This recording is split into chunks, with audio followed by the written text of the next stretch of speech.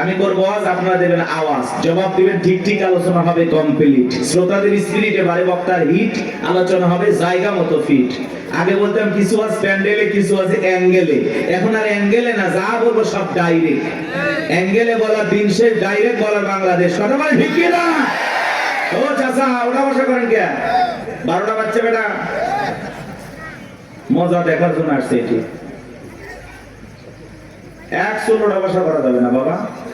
ওঠার নিয়ত থাকলে বক্তা ওঠার আগে আপনি উঠে যাবেন, পরিবেশ নষ্ট করবেন না। আপনি উঠে গেলে আমার কষ্ট হয়। আপনি কেন উঠে যাচ্ছেন আমাকে বলে যান, আপনার দুঃখটাকে আমি শুনি।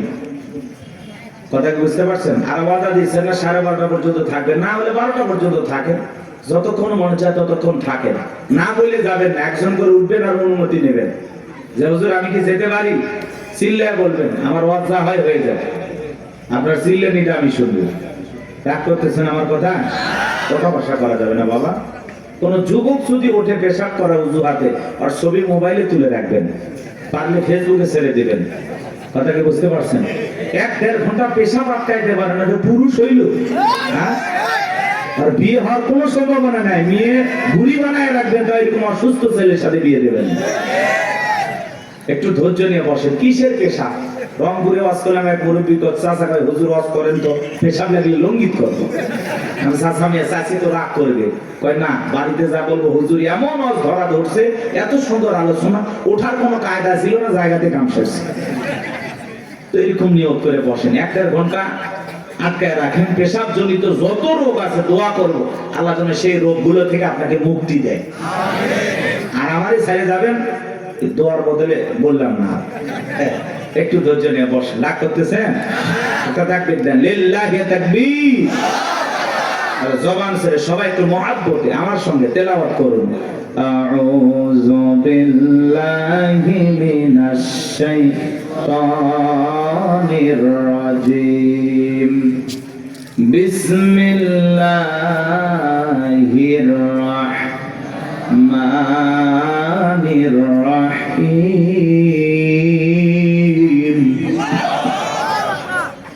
পিতারিত মোর্তার শয়তানের কাছ থেকে আল্লাহ পাকের কাছে আশ্রয় প্রার্থনা চাচ্ছি। পরম করুণাময় দয়ালু আল্লাহ তাআলা নামে শুরু করছি। আমরা যে কোনো কাজ শুরু করব কার নামে? আল্লাহর নামে কাজ শুরু করলে কল্যাণ আছে না নাই? বরকত আছে না নাই? আমার আল্লাহ রাব্বুল আলামিন বলেন, ইন্নাল্লাযীনা ক্বালু রাব্বুনাল্লাহু সুম্মা ইসতাকামু তাতানাজ্জালু আলাইহিমুল মালাইকাতু আল্লা তাখাফু ওয়া লা তাহজানু ওয়া আবশিরু বিল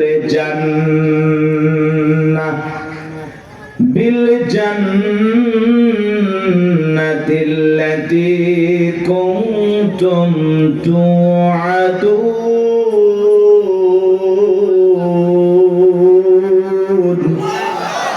আর একটু জোরে বলেন আল্লাহু আকবার।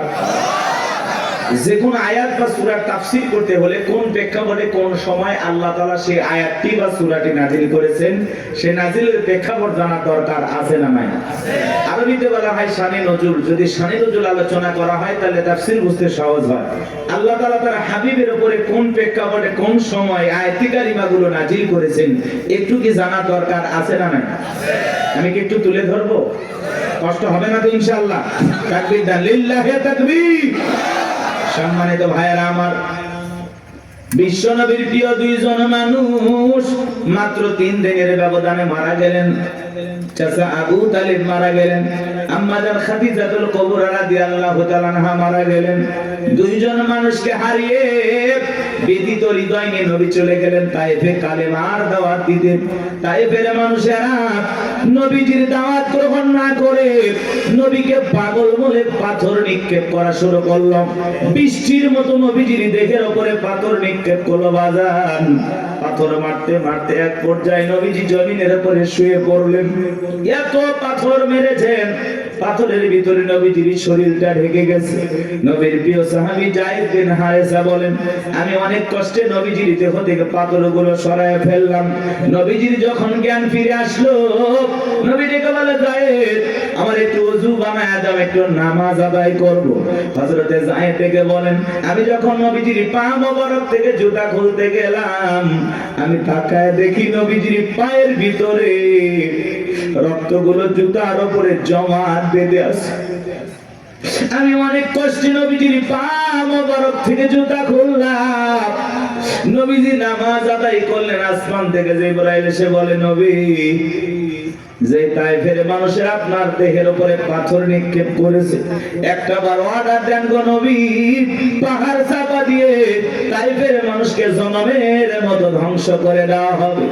আমার নবী দেখে বলে, ও জিবরাইল, তুমি যদি তায়েফের মানুষদেরকে পাহাড় চাপা দিয়ে ধ্বংস করে দাও, আমি কার কাছে কালেমার দাওয়াত পৌঁছাবো? আমি তায়েফের মানুষদেরকে মাফ করে দিলাম, ওরা না চিনে আমাকে পাথর মেরেছে, আমার আল্লাহকে জানায়া দাও, আমার আল্লাহ যেন তায়েফের মানুষদেরকে মাফ করে দেয়। কেমন দয়ার নবী, মায়ের নবী বাজান, প্রতিশোধ গ্রহণ করেন না, মানুষকে ক্ষমা করতে ভালোবাসেন, রাহমাতাল লিল আলামিন। নবী চলে আসলেন মক্কায়। 19 দিন পর্যন্ত আসমান থেকে আর জিবরাইল আসে না, নতুন কোন আয়াত বা সূরা নাজিল হয় না। কাফেররা সমালোচনা শুরু করে দিল, ও নবীর প্রিয় সাহাবীরা, কি ব্যাপার, তোমাদের নবী তো নতুন কোন আয়াত বা সূরা পাঠ করে আমাদেরকে শোনায় না, নাকি তার উপরে যে জিন ভর করেছিল সেই জিনটা বিদায় নিয়েছে? জোরে কন্না নাউযুবিল্লাহ। দেখে বলে, নবীর সাহাবীরা, তোমাদের নবী তো নতুন কোন আয়াত বা সূরা পাঠ করে শোনায় না, নাকি তার আল্লাহই তাকে ভুলে গেছেন? জোরে কন্না নাউযুবিল্লাহ। এইভাবে তারা সমালোচনা শুরু করলো। সাহাবায়ে কেরাম মনে মনে কষ্ট পায়, কিন্তু বিশ্ব নবীর কাছে যা কেউ প্রকাশ করতে পারে না। তখন আল্লাহ রাব্বুল আলামিন 19 দিন পরে জিবরাইলের মাধ্যমে এই পাওয়ারফুল আয়াতি কারিমাগুলো নাজিল করলেন। বলুন আল্লাহু আকবার। আমার আল্লাহ রাব্বুল আলামিন জানিয়ে দিলেন, ইন্নাল্লাযীনা ক্বালু রাব্বুনাল্লাহ,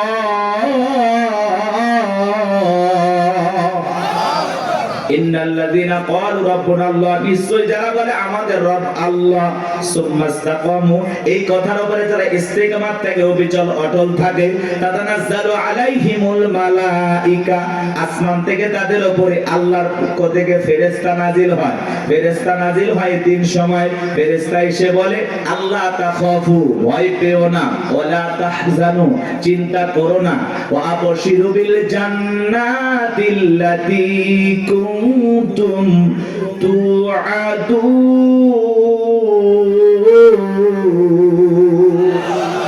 যে জান্নাতের প্রতিশ্রুতি, যে জান্নাতের ওয়াদা তোমাদেরকে দেওয়া হয়েছে, সেই জান্নাত পেয়ে তোমরা আনন্দিত হও, সেই জান্নাত তোমরা গ্রহণ করো। বলুন আল্লাহু আকবার।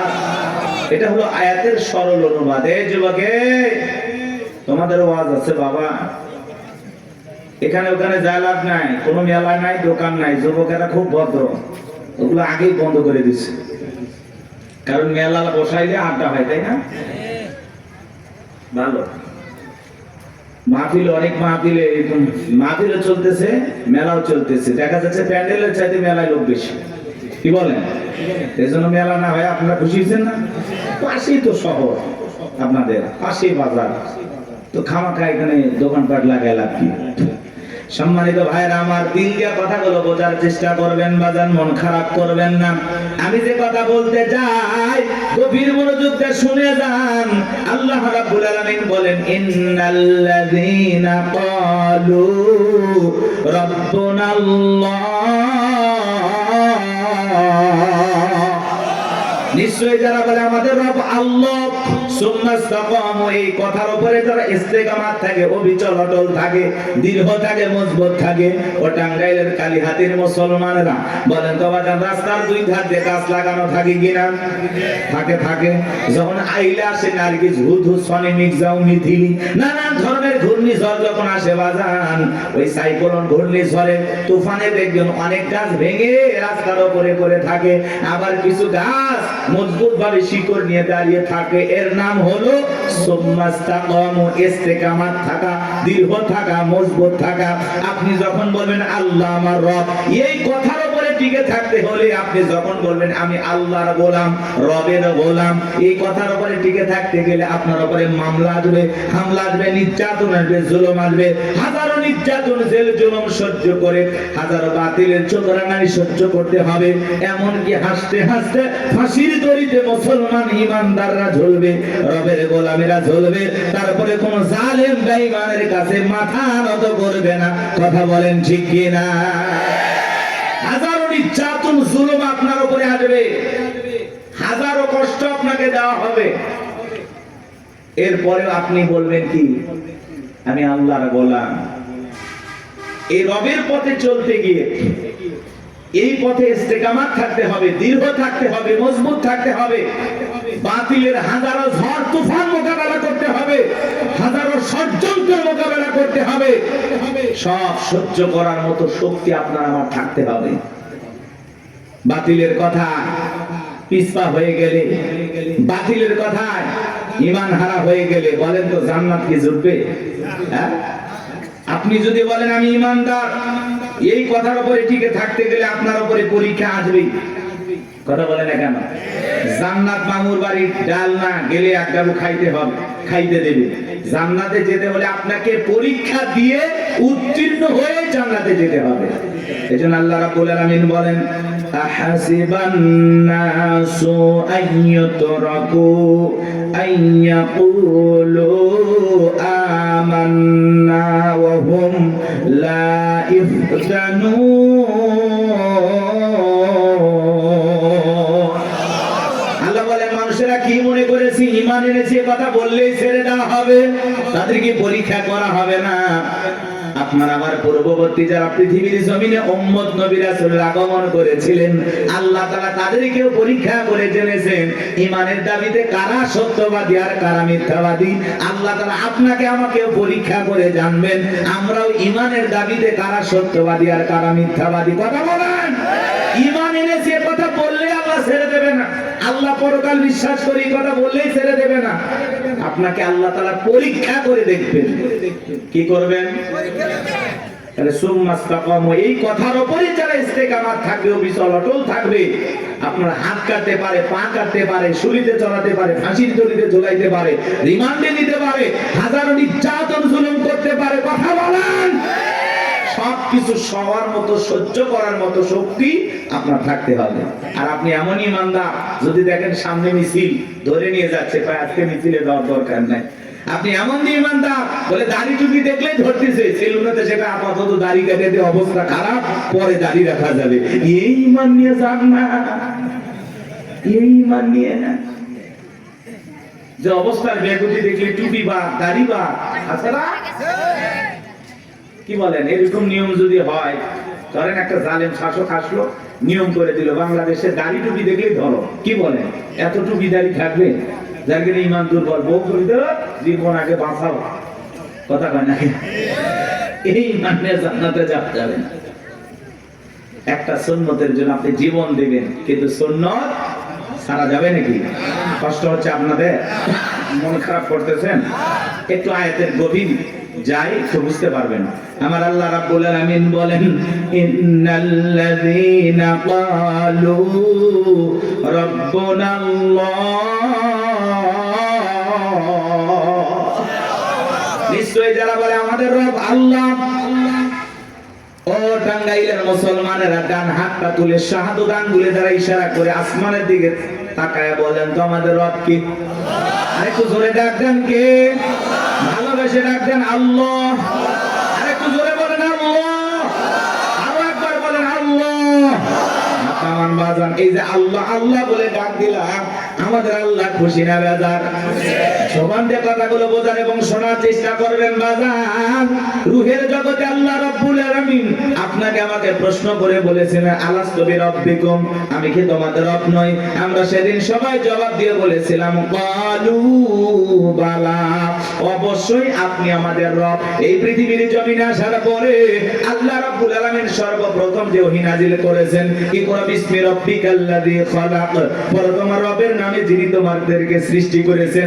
এই আয়াতের ভিতরে রব শব্দ আছে না নাই? এই রবের জ্ঞান শিক্ষা দেওয়া হয় কোথায়? মসজিদ, মাদ্রাসা নাকি স্কুল কলেজে? জোরে বলেন। হ্যাঁ, মাদ্রাসায় আর স্কুলের দিকে তাকায় দেখেন বাজান, কত ছাত্র পড়াশোনা করে, হারে ব্যাগটা পিছনে ঝুলানো আছে, রাস্তার মধ্যে পেশাব করতে আছে, লিখতেছে। জিজ্ঞাসা করলাম, বাবা তোমাদের প্রাইমারি পেশাব খানায় কি আদব কায়দা শেখানো হয় না? তোমাদের স্যারেরা কি একটু আদব কায়দা শিখায় না? দাঁড়ায় কেন পেশাব করতেছো? পয়সা পেশাব করতে পারো না? কয় হুজুর সে কথা বলবেন না, প্রাইমারি পেশাব খানায় যা দেখতেছি সারি তাই দাঁড়িয়ে থেকে পেশাব করে, যেমন দেখতেছে তেমন শিখতেছে। কথা বলেন ঠিক কিনা? কত ছাত্র দেখবেন কলেজে পড়াশোনা করে, ইউনিভার্সিটিতে পড়াশোনা করে, পালসার গাড়ি নিয়ে ঘোরাফেরা করতেছে, রাস্তার মধ্যে ঘন্টাটা ব্রেক করে সেন্টার টান দিয়ে কুকুরের মতো দাঁড়িয়ে থেকে পেশাব করে, বসেও না। এরকম অভদ্র মুসলমান আছে না নাই? শুধু পায়ের পার্থক্য, কুকুরের স্বভাব ঢুকে গেছে। কুকুরের পা চারটা, ওর পা দুইটা। কথা বলেন। আপনি মুসলমান দাবি করেন, 25, 30, 40 বছর বয়স হয়ে গেছে, পেশাব করেন দাঁড়াইয়া, লজ্জা শরম নাই আপনার? আমার পেশাব করে ওই জায়গায় রেখে দেয়, পানিও নেয় না, টিস্যু নেয় না, টপ টপ করে প্যান্টটা ভিজে যায়, কিছুক্ষণ পরে সুগন্ধি বের হয় নাকি? আহা, কপাল করা মুসলমান। হাদিস শরীফের ভিতরে আসছে, পেশাব থেকে পবিত্রতা অর্জন না করার কারণে অনেক মানুষকে শুধু একটা কারণে কবরের আযাব, শাস্তি ভোগ করা লাগে। শুধু কবরে আযাব হবে কি কারণে? পেশাব থেকে পবিত্রতা অর্জন না করার কারণে। তাহলে চিন্তা করেন এটা কত বড় মারাত্মক গুনাহের কাজ। আল্লাহ আমাদের হেদায়েত দান করেন। বলেন তো বাজার, একটু পেশাব করে টিস্যু নেওয়া দরকার আছে না নাই? ঢেলেগুলো ব্যবহার করা দরকার আছে না নাই? খালি ওয়াজ শুনলে হবে না, আমল করা লাগবে। এক বেচারা আমল করা নিয়ত করছে, বাড়িতে যাওয়ার পথে হঠাৎ করে পেশাব করতেছে, আর চিন্তা করতেছে হুজুর বলছে পানি নাও, নাও টিস্যু নাও, নাহলে মাটি নাও, কিছু না হলে রাস্তার বালুতে হলে ঠেকা কাজ বাড়িতে হলে। তো চিন্তা করলো মাটি বালু কিচ্ছু নাই, কি করা যায়? পেশাব করতে করতে হুজুরের কথা মনে হয়েছে, আমলের নিয়তে রাস্তার বালু যা ছিল জড়াইয়া জায়গা মতো দিয়েছে, কিছু ছিল লাল পিঁপড়ে, ইনজেকশন দেওয়া শুরু করছে। তখন বলতেছে, এই জন্য আমি হুজুরদের ওয়াজ ভালো লাগে না, সহ্য করি না, এই জন্য তাদের কথা আমল করি না। দোষ কি হুজুরের নাকি আর আমলের? কথা বলেন না কেন? এরকম লোক আছে না নাই? আমার ভাইরা গভীর মনোযোগ দিয়ে কথাগুলো শুনবেন বাজান। ছোট্ট বাচ্চা মাদ্রাসায় পরে কি সুন্দর হুজুর পানি আগায়া দিল, দেখলেন না? কি সুন্দর টিস্যুটা আগায়া দেয়। ছোট্ট বাচ্চা কি সুন্দর বৈশা বৈশা পেশাব করে, দাঁড়ায় পেশাব করে না। ওই ছোট্ট মানুষ 7-8 বছর বয়স বাড়িতে যা মাকে সালাম দেয়, বাবাকে সালাম দেয়, পাড়া প্রতিবেশীদেরকে সালাম দেয়। কি সুন্দর তাদের ব্যবহার, চলাফেরা দেখে মায়া লাগে। সন্তানকে যদি মানুষের মতো মানুষ বানাইতে চান, মাদ্রাসায় পড়ানো ছাড়া বিকল্প কোনো রাস্তা খোলা নাই। কথা বলেন ঠিক কিনা? সন্তানকে যদি আদবওয়ালা, আখলাকওয়ালা, চরিত্রবান বানাইতে চান, সর্বপ্রথম কোরআন হাদিসের জ্ঞান শিক্ষা দেন। কোরআন হাদিসের জ্ঞান দিয়ে অন্তরটা আলোকিত করেন, এরপরে ডাক্তার বানান, ইঞ্জিনিয়ার বানান। পৃথিবীর যেই সেক্টরে যাবে সেই জায়গাটাকে আলোকিত করবে। কথা বলে ঠিক কিনা? এজন্য সন্তানকে সর্বপ্রথম কথাই দেবেন, এরপরে যেখানে ইচ্ছা সেখানে পড়াবেন ইনশাআল্লাহ। আমরা বলতেছি না আপনার সন্তানকে একেবারে হাফেজ, মুফতি, মুহাদ্দিস বানানো লাগবে, এমনটা না। ডান হাতের দরকার আছে, বাম হাতের দরকার আছে, হুজুরের দরকার আছে, ইঞ্জিনিয়ার ডাক্তারের দরকার আছে। কথা বলেন। একটা নারীর সিজার করা লাগবে, আমি গোলাম রব্বানিকে দেওয়া হবে? কথা কয় না। লাগবে কি? ডাক্তার। আমি হুজুর কতটুকু পারি, একটা পানিতে ফু দিয়ে পানি করাই দিতে পারি, ও দিয়ে কাজ হইলে হইলো, না হইলো না হইলো। এখন ডাক্তারের দরকার আছে না? বিশাল একটা বিল্ডিং বানাবেন, কি লাগবে? কথা কয় না গো? সবই দরকার আছে। এজন্য আমরা বলতেছি না, কিন্তু যদি ছোটবেলায় মাদ্রাসায় পড়ে ডাক্তার হলে আদর্শ ডাক্তার হবে, ডাক্তার নামে কষাই হবে না যে কেসি গজ ভিতরে রেখে সিলাই করে দিবে। কথাকে বুঝতে পারছেন? ওইরকম ডাক্তার হবে না। এই জন্য সন্তানকে মাদ্রাসায় পড়াইতে হবে। পারবো তো ইনশাআল্লাহ? সন্তানদেরকে দিন শিখাবো, ছেলে হোক মেয়ে হোক, সর্বপ্রথম কোরআন সুন্নাহর জ্ঞান তাদের ভিতরে ঢুকাবো। এটা অভিভাবক হিসেবে আমাদের দায়িত্ব। আর সন্তান যদি মাদ্রাসায় পড়ে, ওরে কি নামাজের ওয়াজ করা লাগবে নাকি উল্টো এসে বাড়িতে বাবা মার কাছে নামাজের ওয়াজ করে? আব্বু আমারে মাদ্রাসায় পড়া, তুমি নামাজ পড়ো না। আব্বু নামাজ পড়ো, আমি হাফিজ হইলে আলেম বলবে, আলেম হইলে মানুষ বলবে দেখো ছেলে হাফিজ আলেম, বাবা নামাজ পড়ে না। এরকম বলে কিনা বলেন তো? কি মায়া লাগে। মারা এসে কয় মা টিভি দেখা যাবে না, হুজুর বলছে নামাজ পড়তে হবে। মায়ের সিরিয়ালের সামনে বসে সিরিয়াল দেখে, সন্তানের 2 দিনের কথা শুনে মা বলে টিভি বের করে দাও তো। ছোট্ট বাচ্চা মাদ্রাসায় বসে আমাদের শাসন করে, হ্যাঁ কথা বলে। আপনার ঘরটা মানে আলোকিত হয়ে যায়, সুন্দর হয়ে যায়। ওই যে বিশ্ববিদ্যালয় একজন হাফেজ তো কি তার মারা গেল অল্প বয়সে, বাবা জানা যায়, তারা বলতেছে আমার ছেলে দেখলাম নিঃশ্বাসটা ত্যাগ করতেছে, তখনও কোরআন তেলাওয়াত করতেছে। সুবহানাল্লাহ। বলে আমি আমার বাবা আমার ছেলে যে কাফনে মোড়ানো, আমি আফসোস করতেছি না তো, আল্লাহ যে কয়দিন হাত দিছে নিয়ে গেছে, আমি আফসোস করবো কেন? আমার ছেলে তো ঘুমাইছে, আমি আফসোস করি নাই। দেখেন বাবার কতটা ধৈর্য, কারণ একটা হাফেজ সন্তান, বিশ্ববিদ্যালয় হাফেজ ছিল। কথা কি বলছেন? পিএসপি কোরআনের আলো চ্যাম্পিয়ন ছিল। মাশাআল্লাহ বলেন। এমন একটা সন্তান আমাদের দরকার। আমাদের দরকার বিশ্ব চ্যাম্পিয়ন হওয়া হাফেজ আলেম। কথা বলেন, কথা বলেন। ক্রিকেটার নাই, ফুটবল বানায় লাভ নাই, সুপারস্টার গায়ক বানায় লাভ নাই। সন্তানকে বানাইতে হবে কোরআনের পাখি। কথা বলেন, পারবো তো ইনশাআল্লাহ? আল্লাহ কবুল করেন না? একটু জোরে বলেন আমিন। আল্লাহ যেন কবুল করেন, জোরে বলেন আমিন। সম্মানিত ভাইরা, আমার দিল দিয়ে কথাগুলো বুঝবেন বাজান। সামনে গেলে মজা পাবেন, একটু কষ্ট মনের মধ্যে নেবেন না। আল্লাহ রাব্বুল আলামিন বলেন ইকরা বিসমি রাব্বিকাল্লাযী খলাক, পড়ো তোমার রবের নামে যিনি তোমাদেরকে সৃষ্টি করেছেন। আয়াতের ভিতরে রব শব্দ আছে না নাই?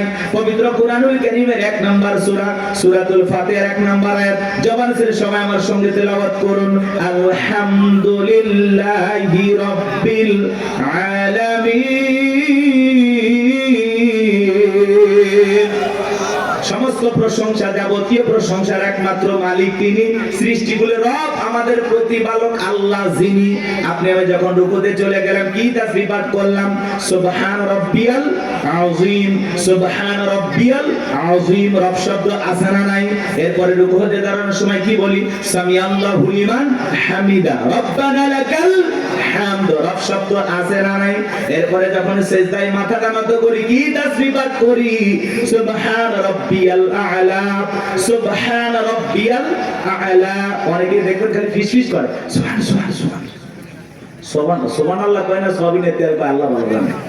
স্পষ্ট বোঝা না, খালি সুবহান সুবহান সুবহান সুবহান। স্পষ্ট বলতে হবে আপনাকে, সুবহান রাব্বিয়াল আ'লা, সুবহান রাব্বিয়াল আ'লা। এরপরে যখন বাজান সালাম ফিরানোর পরে হাত তুলে মুনাজাত করি, আল্লাহর কাছে কি দোয়া করি? রব্বানা আতিনা ফিদ দুনিয়া হাসানাতাও ওয়া ফিল আখিরাতি হাসানাতাও ওয়া কিনা আযাবান নার। সূরা বাকারা 201 নম্বর আয়াত। আল্লাহর কাছে ডেকে বললাম, হে আমাদের রব, আমাদেরকে দুনিয়ার কল্যাণ দান করো, ওই আখিরাতের কল্যাণ দান করো, ওই কঠিন জাহান্নামের আগুন থেকে আমাদের মুক্তি দাও। তাহলে ইহকাল পরকালের কল্যাণ দেওয়ার মালিক কে? জাহান্নামের আগুন থেকে বাঁচানোর মালিক কে? পবিত্র কুরআনুল কারীমের ভিতরে 114টা সূরা আছে। সর্বশেষ এই সূরাটির নাম হলো নাস, তার 1 নাম্বার আয়াত, কুল আউযু বিরাব্বিন নাস। আয়াতের ভিতরেও রব শব্দ আছে না নাই? এ বাজান গো আমার, আপনি আমি যেদিন মারা যাব, মসজিদের মাইকে যেদিন এলান জারি হবে, এই গ্রামের অমুক ব্যক্তি বেঁচে নাই, ইন্না লিল্লাহি ওয়া ইন্না ইলাইহি রাজিউন। আপনার আমার মৃত্যুর সংবাদ শোনার পরে স্ত্রী কেঁদে বলবে স্বামী নাই, ছেলে কেঁদে বলবে বাবা নাই, মেয়েটা কেঁদে বলবে বাবা নাই, পিতা মাতা বেঁচে থাকলে বলবে কলিজার ধনটা হারাইলাম। আত্মীয় স্বজন সবাই আপনার আমার জানাজায় আসবে শেষ বিদায় দেওয়ার জন্য। বাজান আমার, ওই দামি বিল্ডিং বানাইছেন, দামি বাথরুম বানাইছেন, কোথাও আপনার জীবনের গোসলটা হবে না। এমন মানুষ আছে কোটি কোটি টাকা দিয়া সুন্দর করে ওয়াশরুমটা বানাইছে। কথা বলে কি ভিআইপি কারবার, জীবনের শেষ গোসলটা ওই দামি টয়লেটে হবে না। কথা বলেন না কেন? ওই 4-5 কোটি টাকা খরচ করেছেন, ওই জায়গায় হবে না বাজান। ওখান থেকে বের করে চকির উপরে শোয়া মশুরি টাঙাইয়া দেখে রঙিন পোশাক কইলা বড়ই পাতার গরম পানি দিয়া গোসল করাবে, আতর সুরমা লাগায় জনমের মতো সাজাবে, সাদা কাপড়ে চকলেটের মতো ওড়াইয়া মসজিদের কাটিয়াতে দুইলা চারজন বরযাত্রী দইরা এক পা দুপা করে কবরস্থানে নিয়ে যাবে। ওই কবরে তিনজন ব্যক্তি নামবে বাজার লাশটা রাখার জন্য। মনে হবে এরাই বুঝি সাথী, কিন্তু না, কবরের লাশটা রেখে মুখটা কেবলের মুখী কইরে এক একে সবাই উঠে আসবে। ওই কবরে থাকা ব্যক্তি কবরে শুয়ে থেকে দুরাকার একটু একটু দেখতে পাইবে। এরপরে যখন বাসের বিছানা বিছায়া দিবে, ছিদ্রগুলো দিয়ে হালকা একটু আলো কবরে প্রবেশ করবে। এরপরে যখন মাটি চতুর্দিক দিয়ে দিয়া যাবে বাজার, উপরে যখন মাটির চাপা দিয়া দেবে, কবরটা হয়ে যাবে ঘোর অন্ধকার। কবরে রেখে আত্মীয় স্বজন বন্ধু বান্ধব ছেলে মেয়ে সবাই চলে আসবে। কবরে থাকা ব্যক্তি ওদের পায়ের আওয়াজ শুনতে পাবে, চিৎকার মেরে ডেকে বলবে, আমাকে একা রাইখা যাও না, আমাকে সঙ্গে নিয়ে যাও। কবরে থাকা ব্যক্তির চিৎকার দুনিয়ার কেউ শুনতে পাবে। আমার নবী বলেন যে কবরে চলে গেল তার চাইতে অসহায় আর কেউ নেই।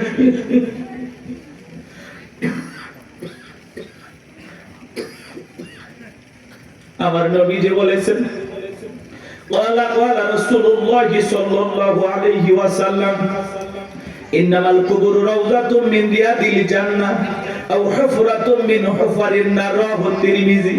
নবীজি বলেন, যে ব্যক্তির আমল ভালো, মৃত্যুর সঙ্গে সঙ্গে আল্লাহ রাব্বুল আলামিন তার কবরটাকে জান্নাতের বাগান বানিয়ে দেবে।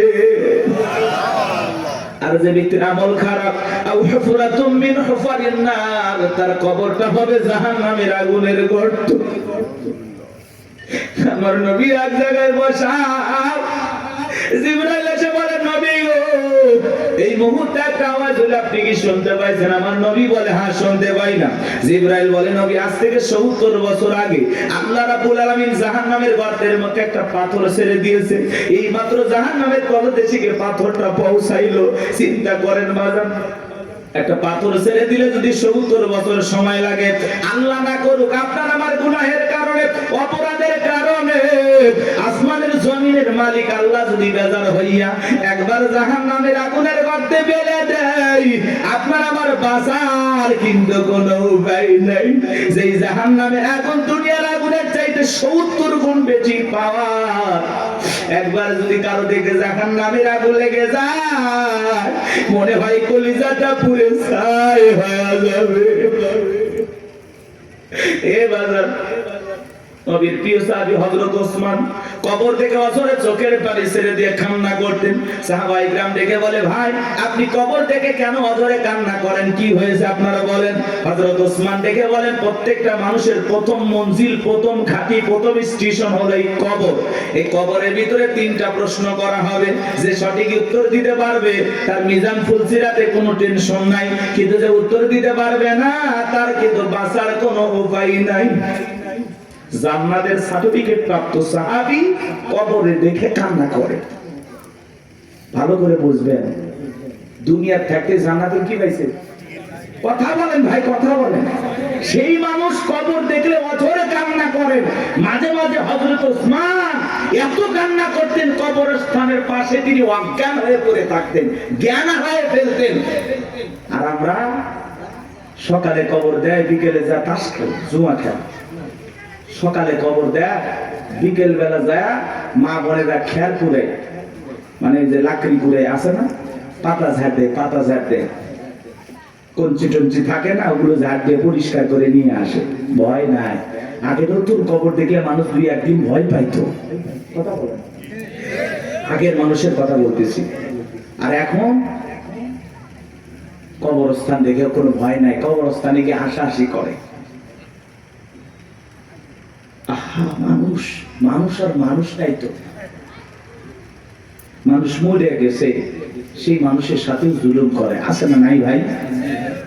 চিন্তা করেন, একটা বার চিন্তা করেন, একটা মিনিট চিন্তা করেন, আপনি মারা গেছেন, কি হবে আপনার? কিভাবে আপনাকে বিদায় দেওয়া হচ্ছে? একটু চিন্তা করে দেখেন। কার জন্য কি করতেছেন, দুনিয়ার মায়া করে কি না করতেছেন, সব ফেলায় যেতে হবে। ওই কবর কিন্তু জায়গা ভালো না, সবাইকে যাওয়া লাগবে। কবর কঠিন জায়গা।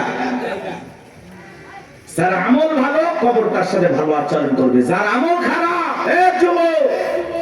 দুনিয়াতে গান বাজাইছো না, বক্স নিয়ে এসে ডিক ডিক আওয়াজ দিয়া কবরে যাও। দুনিয়ার মাটি যেরকম গান বাজনার আওয়াজে কাঁপাইছো, এই কবর একদিন পরে কোলে নিয়ে কাঁপাবে। কথা বলে ঢেকে না, কি হবে সেদিন তোমার? কবর কিন্তু জায়গা ভালো না, কবর বড় কঠিন জায়গা। কথা বলেন না কেন? 6 দিন পরে নখ খসে যাবে, 9 দিন পরে চুল। কবর গায়ের সামান নিতে কইর না কেউ ভুল। কবর জায়গা ভালো নয়, কবর জায়গা ভালো নয়, কবর জায়গা ভালো নয়। আমল দিয়ে কবর গৃহ সাজায়া নিতে হয়। 17 দিনে পেট ফেটে শেষ পোকার খাদ্য হবে। 7 দিন পরে গোস্তা দেবে না, কঙ্কাল পরে রবে। চিন্তা করেন, ইস, এই সুন্দর দেহ, কত রং বেরঙের সাবান শ্যাম্পু, কত কিছু ব্যবহার করলাম, কত মেডিসিন, কত তেল। কবরে গেলে দেহের গোস্তগুলো খসে পড়বে, পেটটা ফুলে ফেটে যাবে, পোকাগুলো খিলবিল করে নাক মুখে ঢুকে যাবে, চুলের সৌন্দর্য শেষ হয়ে যাবে, একদিন মাটি হয়ে যাবে সবকিছু। কি নির্মম পরিস্থিতি আমার সামনে, কি কষ্টের দিন আমার সামনে। আর আমি সেই দিনগুলোর ব্যাপারে ব্যাখ্যা দুনিয়া পাইছি, পাগল হয়ে গেছি। কথা বলেন না কেন ভাই? কত মানুষের কবর ভেঙে যায়, লাশটার দুর্গন্ধ, নাকে কাপড় দেওয়া লাগে। চিন্তা করেন আপনার আবার কি হবে, কি হবে? 17 দিনে পেট ফেটে শেষ পোকার খাদ্য হবে। 7 দিন পরে গোস্তা দেবে না, কঙ্কাল পরে রবে। 90 দিন হাড়গুলি সব, 90 দিন হাড়গুলি সব আলাদা হয়ে রয়। কবর জায়গা ভালো নয়, কবর জায়গা ভালো নয়, কবর জায়গা ভালো নয়। আমল দিয়ে কবর গৃহ সাজায়া নিতে হয়। ওই কবরের ভিতরে 3টা প্রশ্ন করা হবে বাজান। 1 নাম্বার প্রশ্ন করা হবে, মার রব্বুকা, তোমার রব কে? জীবনের পরতে পরতে সব জায়গায় রব, রুহের জগৎ থেকে শুরু করে জীবনের সব জায়গায় রব রব রব। আমরা যেন রবকে ভুলে না যাই। ওই কবরের ভিতরে 1 নাম্বার প্রশ্ন করা হবে, মার রব্বুকা, তোমার রব কে? যারা দুনিয়াতে রবের সাথে সম্পর্ক ভালো ছিল, যারা রবের গোলামি করেছে, রবের বিধান মোতাবেক চলেছে, যাদের রবের সাথে সম্পর্কটা গভীর ছিল, তাদেরকে যখন প্রশ্ন করা হবে মার রব্বুকা, আল্লাহর সেই নেককার মুমিন মুত্তাকি বান্দা জবাব দিয়ে বলবে, রব্বি আল্লাহ, রব্বি আল্লাহ, আমার রব আমার আল্লাহ। কিন্তু যারা এই দুনিয়ার জমিনে নাফরমানি করেছে, যারা বলে খাও দাও ফুর্তি করো, দুনিয়াটা মস্ত বড়, শয়তানের ওয়াসওয়াসায় পড়ে যারা মিসগাইড হয়েছে, ভুল পথে পরিচালিত হয়েছে, এই দুনিয়ার জমিনে যারা শয়তানের গোলামি করেছে, তাদেরকে যখন প্রশ্ন করা হবে মার রব্বুকা, তোমার রব কে? আল্লাহর সেই সমস্ত বদকার, আল্লাহর সেই সমস্ত অবাধ্য গোলামেরা জবাব দিতে পারবে না, ফেল ফেল করে তাকায় থাকবে। নেককাররা জবাব দেবে, আর বদকার গুনাহগাররা জবাব দিতে পারবে না, ফেল ফেল করে তাকায় থাকবে। ওরা বলবে কি কয়, হ্যাঁ আফসোস, কি কয় আমি তো বুঝি না। মা রব্বুকা জিজ্ঞাসা করবে তোমার রব কে? আরে ভাই, জীবনে কোনোদিন অফিসে গেলেন না, বসকে চিনবেন কি করে? কথা কয়। এই যে দুনিয়াতে যারা আল্লাহর গোলামি করতেছে, কি মনে করেন 5 ওয়াক্ত নামাজ পড়ে লোকটা ঠকে গেছে? না, কোরআন সুন্নাহ দিয়ে জীবন সাজায় লোকটা ঠকে গেছে? না, ঠকে নাই। এই যে আমরা দুনিয়াতে আল্লাহর গোলামি করতেছি, এই গোলামির বেতন হিসাবে আল্লাহ আমাদেরকে দেবেন জান্নাত। সুবহানাল্লাহ। এই গোলামির বেতন হিসাবে আমরা পাবো জান্নাত, আর বোনাস হলো দিদারে ইলাহি, আল্লাহ পাকের সাথে জান্নাতীদের সাক্ষাৎ। সুবহানাল্লাহ। বেতনও আছে, বোনাসও আছে, কিন্তু দুনিয়াতে গোলামি করে কবরে যাওয়া লাগবে। আপনি 1 ওয়াক্ত নামাজ পড়েন না, রবের সাথে সম্পর্ক নাই, কেমনে জান্নাতে যাবেন? কথা কয় না ভাই? আপনি তো আল্লাহর অফিসই চেনেন না। আল্লাহর অফিস কোথায় চেনেন? কথা কয় না, কথা কয়। রাগ করতেছেন নাকি? এগুলো বললে অনেকে খারাপ লাগে। এক জায়গায় ওয়াজ করে বলছে, হুজুর মৃত্যুর ওয়াজ এইভাবে করিয়েন না, ভয় লাগে।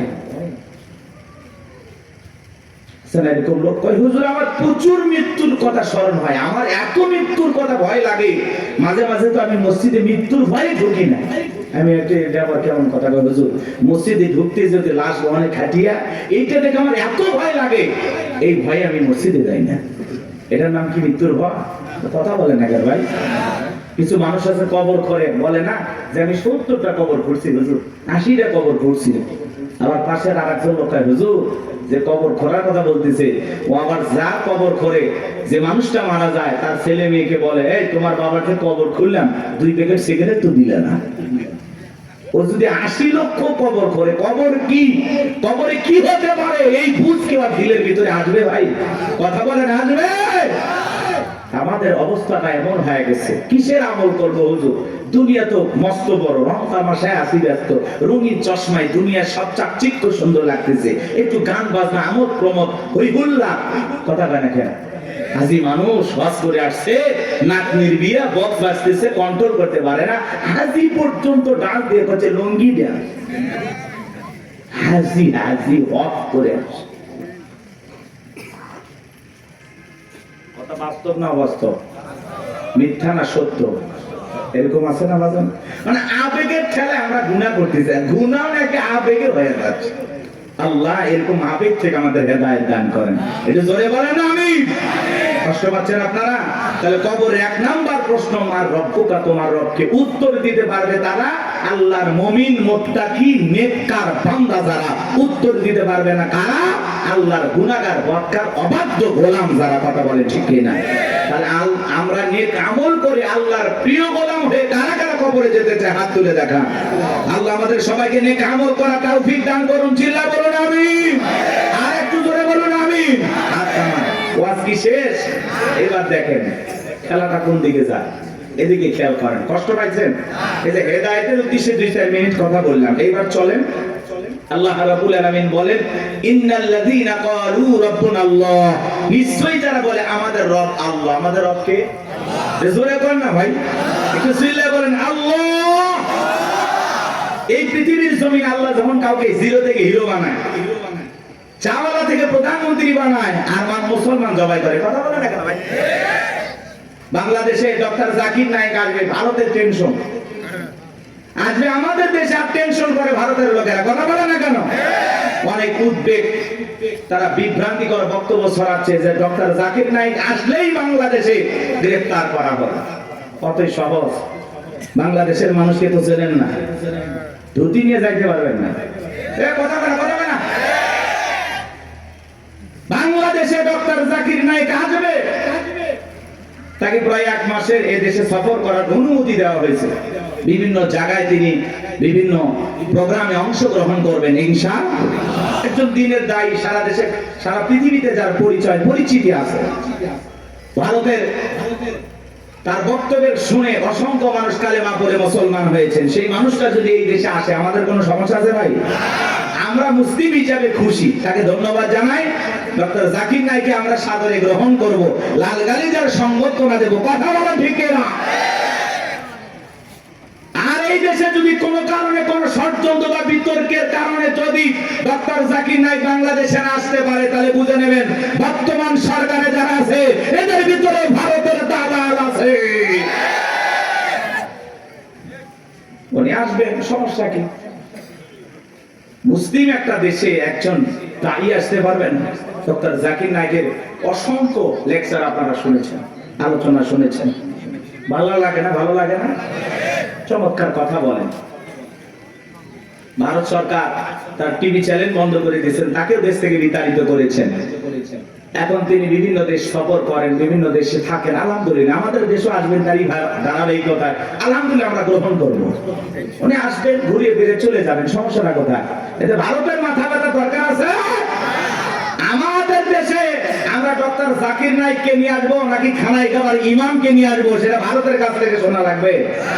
ভারতের কথা আমরা চলি, এজন্য আমরা বলেছি আমরা বারবার রক্ত দিয়ে দেশকে স্বাধীন করেছি। আমরা না হতে চাই ভারতের গোলাম, না হতে চাই আমেরিকার গোলাম, আমরা সবাই আল্লাহর গোলাম।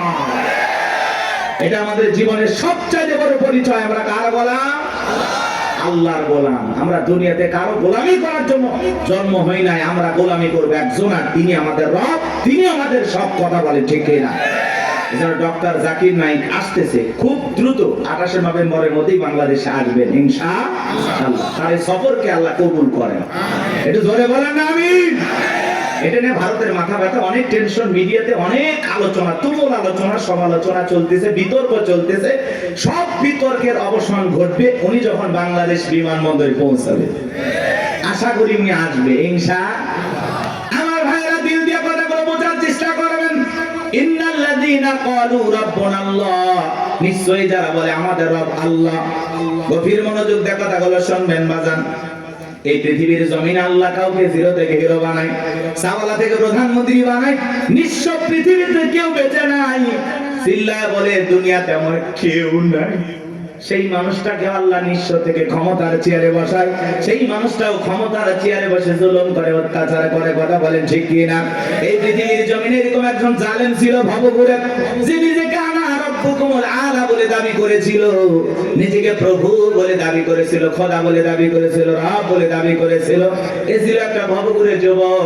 ভবঘুরে যুবক মানে বোঝেন না? যারা ইয়াবা, ফেনসিডিল, গাঁজা, মদ খায়, গাছক ধাক্কা মারে, ভাই ভাইজান সাইদ দেন আছে না? নাই। বাড়িতে যা বলে বউ দরজা খোল, কথাকে বোঝেন নাই? বউ যখন দরজা খুলে দিয়েছে, ভাই মা এত দেরি করলি কেন? বউ তখন দিকে বলে কি ব্যাপার, আমার মা কইলি কেন? আজকে একটু বেশি মাল খাচ্ছি, তুই মা না বউ বুঝতে পারতেছি না। এরকম মাতাল আছে না নাই? কিছু কিছু ছেলে পেলে আছে সন্ধ্যা হলে ঘরে দরজা বন্ধ করে জিকির করে, ইজ্ঞাবা ইজ্ঞাবা ইজ্ঞাবা। মা বাবা চিন্তা করে, বাবা এটা কিসের ট্যাবলেট, জ্বর সর্দি গলা ব্যথা, কই কিচ্ছু বোঝার দরকার নাই, টাকা দে নইলে তোর মাথা ফাটাবো। এরকম ইয়াবা খোর আছে না নাই? যারা ইয়াবা খায়, ফেনসিলিন খায়, গাঁজা মদ খায়, যুবক রে, সমাজের মানুষ তাদেরকে নেশাখোর বলে, টোকায় বলে। যারা নেশা করে তাদেরকে মানুষ ভালো চোখে দেখে না। সে ভালো সন্তান হতে পারে না, ভালো স্বামী হতে পারে না, ভালো বাবা হতে পারে না। নিঃস্ব করে সে সবাইকে। কথা বলে নেশাখোররা তার পরিবারকে নিঃস্ব করে। এই জন্য হাতে পায়ে অনুরোধ করে বলে যায়, যুবক নেশাদ্রব্য পান করা যাবে না, মাদক সেবন করা যাবে না। যে মুখে মা, সেই মুখে মাদক তোলা যাবে না। মাদককে না বলুন। কথা বলে না? কথা বলে। মাদক সেবন করা যাবে, নেশাদ্রব্য পান করা যাবে। যারা মদ পান করবে এদের জন্য জান্নাত হালাল না হারাম? ওদের জন্য জান্নাত হারাম হয়ে যায়। তো জান্নাত যদি হারাম হয়ে যাবেন কোথায়? এই জন্য আমরা দুনিয়াতে নিজেরাই মদ আল্লাহ তাআলা হারাম করে দিয়েছেন। আমি আমার উপরে এটা হারাম মানবো যে না, আল্লাহ হারাম করে দিয়েছেন, এই মদকে আমি স্পর্শ করব না। আমি জান্নাতে যাই শরাব পান করব। শরাবের ঝর্ণা আছে, সুবহানাল্লাহ কোন? মধুর ঝর্ণা, দুধের ঝর্ণা, পানির ঝর্ণা, শরাবের ঝর্ণা। হাতের স্পর্শ ছাড়া কি তাই করতেছে? সুবহানাল্লাহ। জান্নাত যে কত সুখের জায়গা, কেমনে বোঝাবো? ও কল্পনা করা যায় না। আল্লাহ এত সুন্দর করে জান্নাত বানাইছে। সুবহানাল্লাহ বলেন। কষ্ট হচ্ছে আপনাদের? তাহলে এই যুবক নেশাদ্রব্য পান করা যাবে? যাবে? এগুলো আজে বাজে ফালতু জিনিস না খাইয়া, ওই ইয়াবা ফেনসিডিল না খাই, ওই টাকাটা জমায়া বউকে মাসে একটা করে 3 পিস উপহার দাও। কিছু না পাইলে অন্তত 12টা মাসে 12টা বাসর পাইবা। কথা কোন ঠিক কি না? আলামিন ভাইয়ের কাছ থেকে যদি সুন্দর একটা শাড়ি দিতে পারতো, কথাই নাই। মেয়েরা সবচেয়ে পছন্দ করে কোন কালারের শাড়ি জানো? নীল কালারের শাড়ি। কথা কয় না? নীল কালারের শাড়ি বউরে কিনে দেবেন। যদি আপনার বউ বেজার হয়, টাকা আমি দেব। কথা কয় না? কথা কয় না? এই কালারটা মেয়েরা সবচেয়ে চয়েস করে বেশি। যদি পারেন আলামিন ভাইয়ের সাথে যোগাযোগ করে একটা শাড়ি খালি দিয়ে দেখেন, ওই দিন বইয়ের ব্যবহার দেখে সারা জীবন আপনার মনে থাকবে। কথা বলে ঠিক না? এই জন্য আজে বাজে জিনিস না খাইয়া ওই টাকা জমায়া বউ বাচ্চার কাপড় কিনে দেব, ওদের মুখে হাসি ফোটাবো ইনশাআল্লাহ। কোন কোন যুবক আছো মাদক দ্রব্য স্পর্শ করবা না, মাদক নিজের উপরে হারাম করবা, হাত করো। জীবনে কোনোদিন স্পর্শ করবো না ইনশাআল্লাহ। আজকের এই জান্নাতের বাগান থেকে ওয়াদা দিলাম, যে আল্লাহ আমরা জীবনে কোনোদিন নিশাদ্রব্য স্পর্শ করব না, দয়া করে তোমার জান্নাতের শরাবের নহরটা একটু আমার জন্য বরাদ্দ রাখো। একটু জোরে কর না আমিন। হাত নামান আমার ভাইয়েরা। এই ফিরাউন ছিল একটা ভবঘুরে যুবক, এর নাম ছিল কাবুজ, বলকে বলা হতো। কিত্তিদের তরফ থেকে নাম ছিল রামসিস। মিশরের বাদশাহর পূর্ববাদী নাম হলো ফিরাউন। সংক্ষিপ্ত ঘটনা 2-1 মিনিটে বলে সামনের দিকে যাবো বাজান গো আমার। এই ছিল গেল সর্বপ্রথম মিশরে যাওয়ার পরে বাজান সর্বপ্রথম হলো তরমুজের ক্ষেতের লেবার। কিছুদিন লিবারি করলেন, ওই দেশের সরকারি গোরস্থানের দারোয়ান লাগবে। ঢোলপিটায় খবর দেওয়া হলো, হাজার হাজার মানুষ লাইনের ভর্তি হয়ে গেছে গোরস্থানের দারোয়ান হওয়ার জন্য। 1-2 জন ইন্টারভিউ দিতে দিতে যখন ফেরাউনের পালা, ডেকে বলে বাদশাহ খুব বড় আশায় বিদেশ থেকে আপনার কাছে এসেছি, যদি চাকরিটা দেন উপকৃত হব। এমন ভাবে কথাগুলো উপস্থাপন করলেন, বাদশার মায়া লাগে গেল।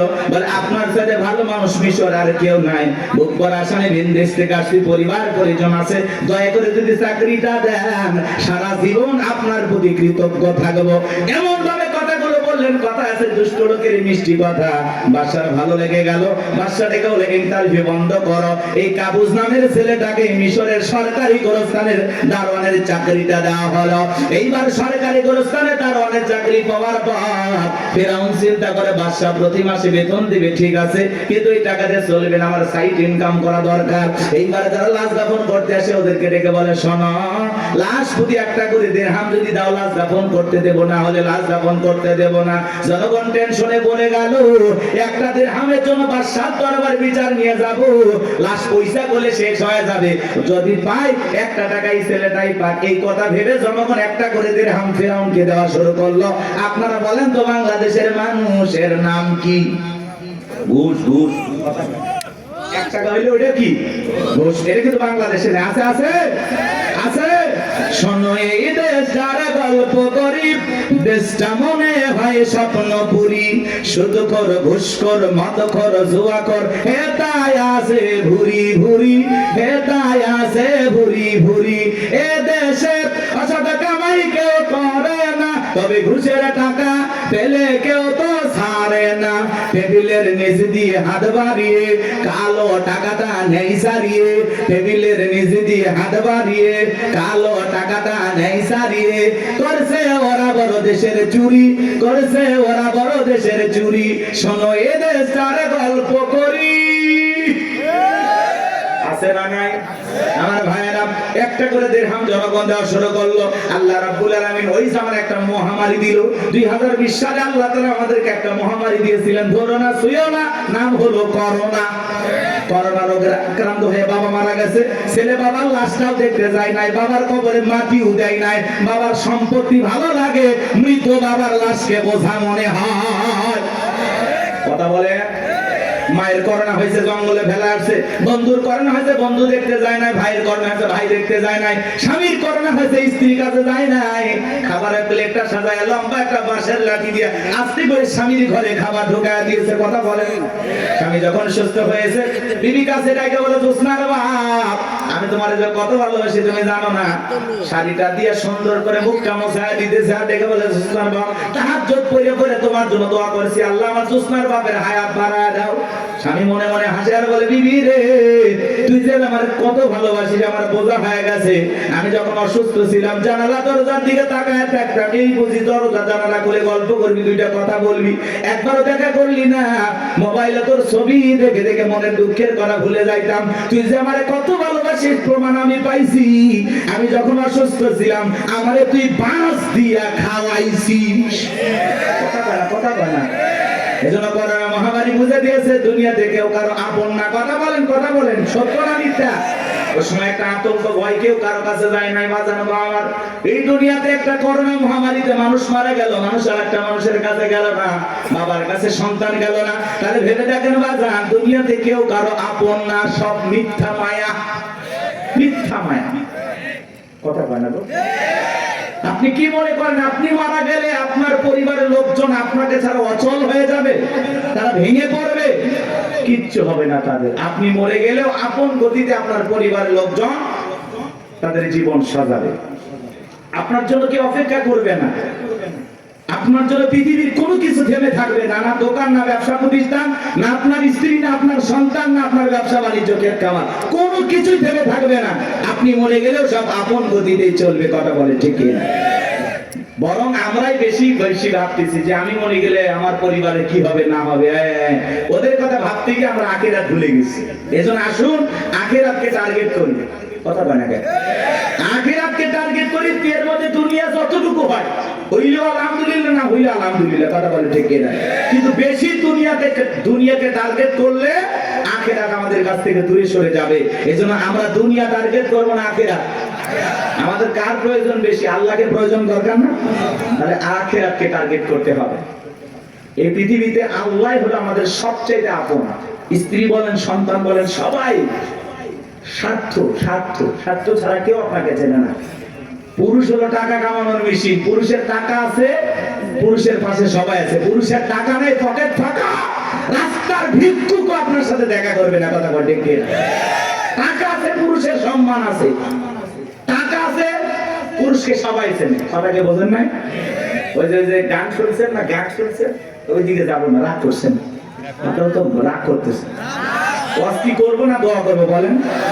আচ্ছা বলেন তো, পুরুষ হলো প্রয়োজন মিটানোর মেশিন।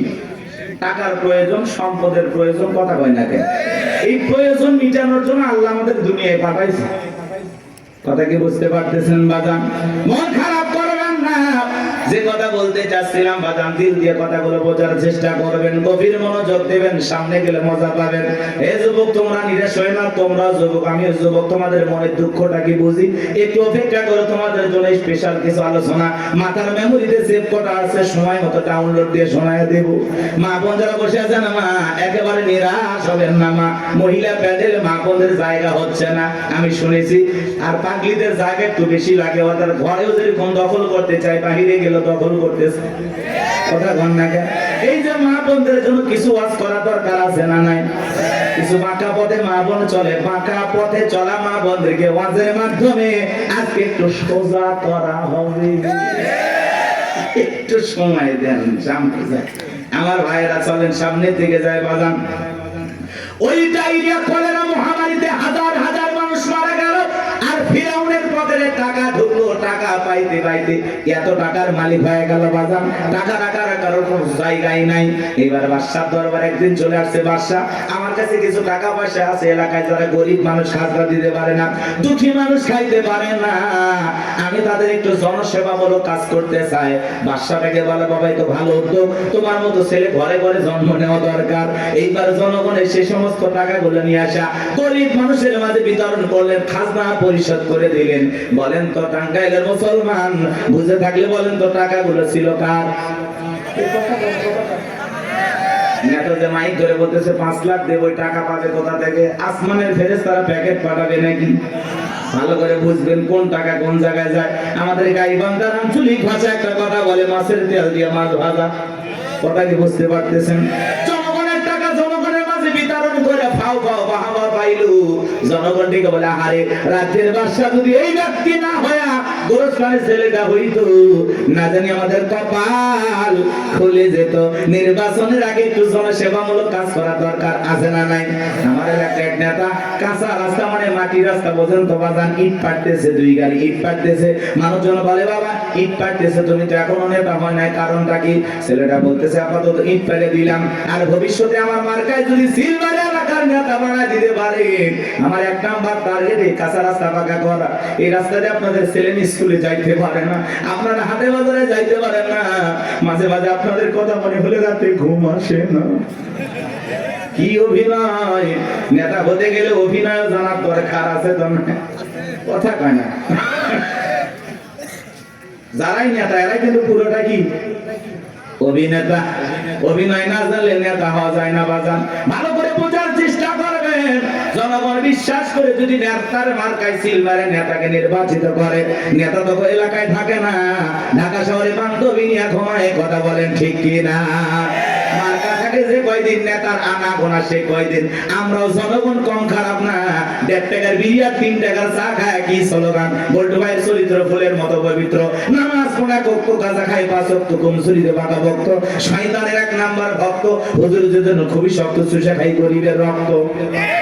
পোস্টার লেখা যে গরিবের বন্ধু, ভোট দিয়ে দেখেন গরিবের কয় নাম্বার শত্রু। কথা বলেন।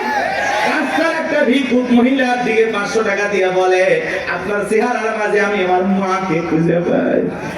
আম গাছে নেতার ছবি ঝুলানো থাকে, নির্বাচিত হওয়ার পরে এলাকায় থাকে না। আম গাছে বিদ্যুতের ঘুড়িতে নেতার বিশাল বিশাল ছবি, আর লেখা আছে আমি অমুক নেতা, যারা গালি বদনা, পবিত্র ঈদুল আজহার শুভেচ্ছা, পবিত্র ঈদুল ফিতরের শুভেচ্ছা। খালি ব্যানার দিয়ে শুভেচ্ছা জানায়, জীবনে কোনোদিন আর কাছে আসে না। এই নেতা ওই ব্যানার লক্ষ লক্ষ টাকা দিয়ে না বানাইয়া, ওই ব্যানারের টাকা দিয়ে যদি গরিব দুঃখী মানুষের মাঝে বিতরণ করো, তোমার ব্যানার লাগবে না গো, ব্যানার লাগবে না।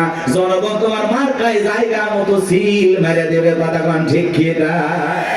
কিন্তু ওই যে মার্কা থাকে যে কয়দিন নেতার আনা গোনা সে কয়দিন অলিতে গলিতে নেতাকে পাওয়া যায়। মানুষ হলে জানা যায় হাজির, জুমার নামাজের সামনে হাজির, আসরের নামাজ পড়ে 2 বার। কথা কয় না কে?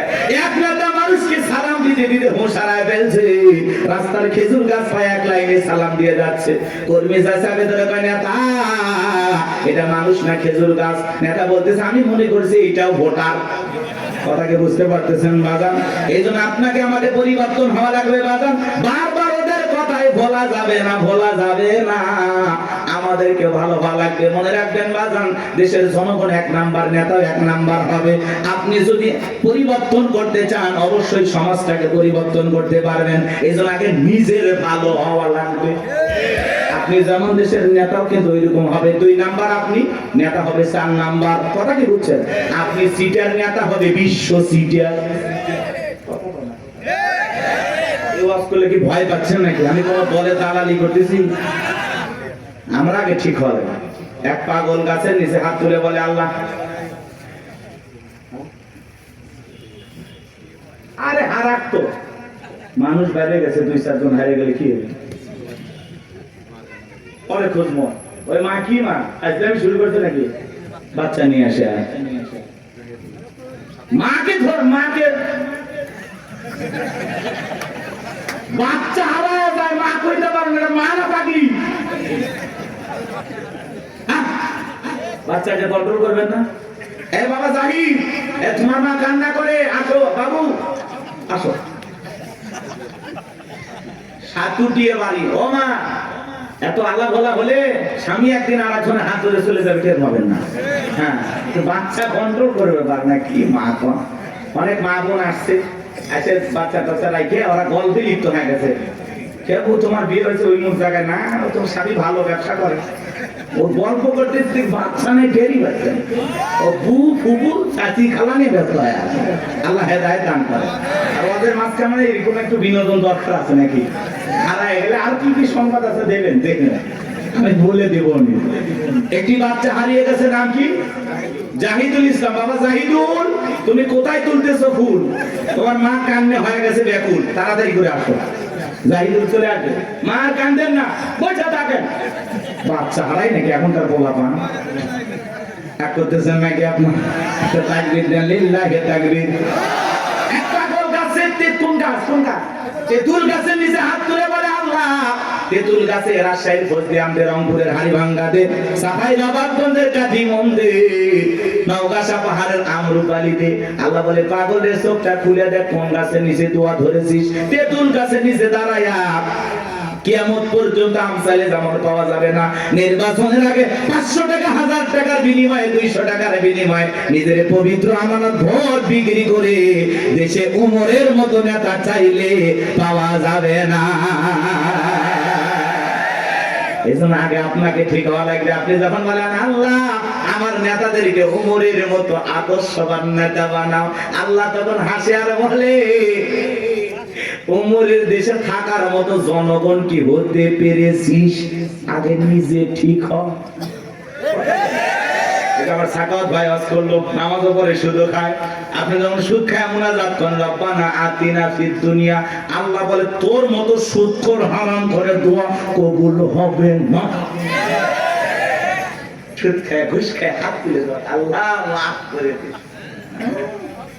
ভালো ভাইয়া, আপনি জানেন না সুদ খাওয়া হারাম, ঘুষ খাওয়া হারাম, খাইতেছেন মজা লাগে, টাকায় টাকা বাড়ে, কারেন্ট সুদ, ওরে বদমাইশ।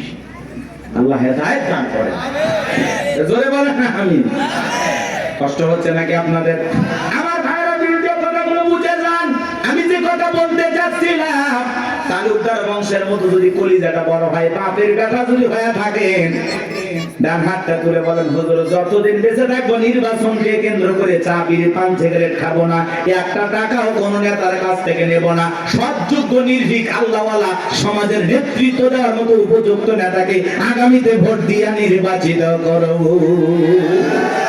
হাত তুলে ওয়াদা দেন, পারবেন তো ইনশাআল্লাহ? আপনার ভোটে যেন কোন চোর ডাকাত সন্ত্রাস এলাকার বিপুল পরিমাণের লুটপাটকারী ব্যক্তি যেন ক্ষমতার চেয়ারে বসতে না পারে। আঙ্গুলের ছাপটা দেওয়ার আগে চিন্তা করা লাগবে, আমার ভোটে কোনো মোসারু গাজারু মাদারু সুদারু আপনার ভোটে নির্বাচিত হয়ে যেন ধর্ষণ না করতে পারে, দেশের টাকা বিদেশে পাচার না করতে পারে। এমন নেতাদেরকে 54 বছরে দেখেছেন, আগামীতে যা করবেন বুঝে শুনে করা লাগবে। ভাবিয়া করিও কাজ, করিয়া ভাবিও না, পাথর দিয়ে মানুষকে করবে খুন, এমন নেতা সমাজে প্রয়োজন নাই। কথা বলেন ঠিক কিনা? চলে না বাজার সামনের দিকে যায়, কথা মনে একটু বেশি হয়ে গেল, মন খারাপ করছেন। কথা বলা লাগলো, অবস্থা যেমনই হোক বাজার দিল দিয়ে কথাগুলো শুনে যান। নির্বাচনের আগে একটু জনসেবামূলক কাজ সবাই করে, আর নির্বাচনের পাতিলে যে চা রান্না হয়, বৃষ্টি হওয়ার পরে খেলে পারলে নিচে যে পানি যায়, ওইটা রং আর ওই পাতিলের চায়ের রং সমান। কথা কোন ঠিক কিনা? এখন একটা চা খায়, বিড়ি খায়, সিগারেট খায়, নিজের পবিত্র আমানতটা বিক্রি করবেন না। মাথায় থাকবে। আল্লাহ হেদায়েত দান করেন। চলেন সামনের দিকে যাই বাজান। এইবার মিশরের মন্ত্রী মারা গেল, নির্বাচন শুরু হয়ে গেল। আগে তো জনগণের মন কাইরে নিয়েছে, সবাই বলে ভোট দিবা কোনখানে? কয় ফেরাউন যে মার্কাদার আছে তার মাঝখানে। এক চান্সে সবাই মিলে ফেরাউনকে ভোট দিয়া মিশরের মন্ত্রী বানায় দিল। কিছুদিন পরে আল্লাহর খেলা বোঝা বড় ভাই, বার্ধক্যজনিত কারণে মিশরের বাদশা মারা গেল, সিংহাসন ফাঁকা হয়ে গেল। ফেরাউন সমস্ত জনগণ আর নেতাদেরকে ডেকে বলে, দেশের জনগণ শোনো দিয়া মন, দেশের বাদশা মারা গেছে, বাদশা ছাড়া একটা দেশ চলতে পারে না, তোমরাই বলো মিশরের বাদশা হবে কে? সমস্ত জনগণ ডেকে বলে, অনেক আগে আপনাকে চেনা জানা হয়ে গেছে, আপনি মিশরের বাদশা হয়ে যান, আমাদের কার কোনো আপত্তি নাই। জনগণ যখন সমর্থন দিল, ফিরাউন নেতাদেরকে ডেকে বলে, তোমরা বলো আপত্তি আছে? নেতারা ডেকে বলে, আমাদের কোনো আপত্তি নাই, জনগণ সমর্থন দিয়েছে, আপনি নেতা, কোনো সমস্যা নাই। এইবার সবার সমর্থন পাইয়া মিশরের বাদশা হয়ে গেল, ক্ষমতার চেয়ারে বসে ঠেসছে কি। রাতের বেলায় ফিরাউন ঘুমাইতে যায়, চোখে আর আরামের ঘুম আসে না, ঘুম থেকে লাফায় লাফায় ওঠে। অনেক মানুষ দেখবেন বাজানো 4টা ঘুমের ট্যাবলেট খায়, কোটিপতি টাকাওয়ালা সম্পদওয়ালা বড় বড় হাইব্রিড নেতা 4টা ট্যাবলেট খায়, ঘুমায়। এরপরে রাত 2টার দিকে ঘুম থেকে উঠে সিসি ক্যামেরার ফুটেজ তালাশ করে, কেউ ঢুকছে নাকি মারার জন্য।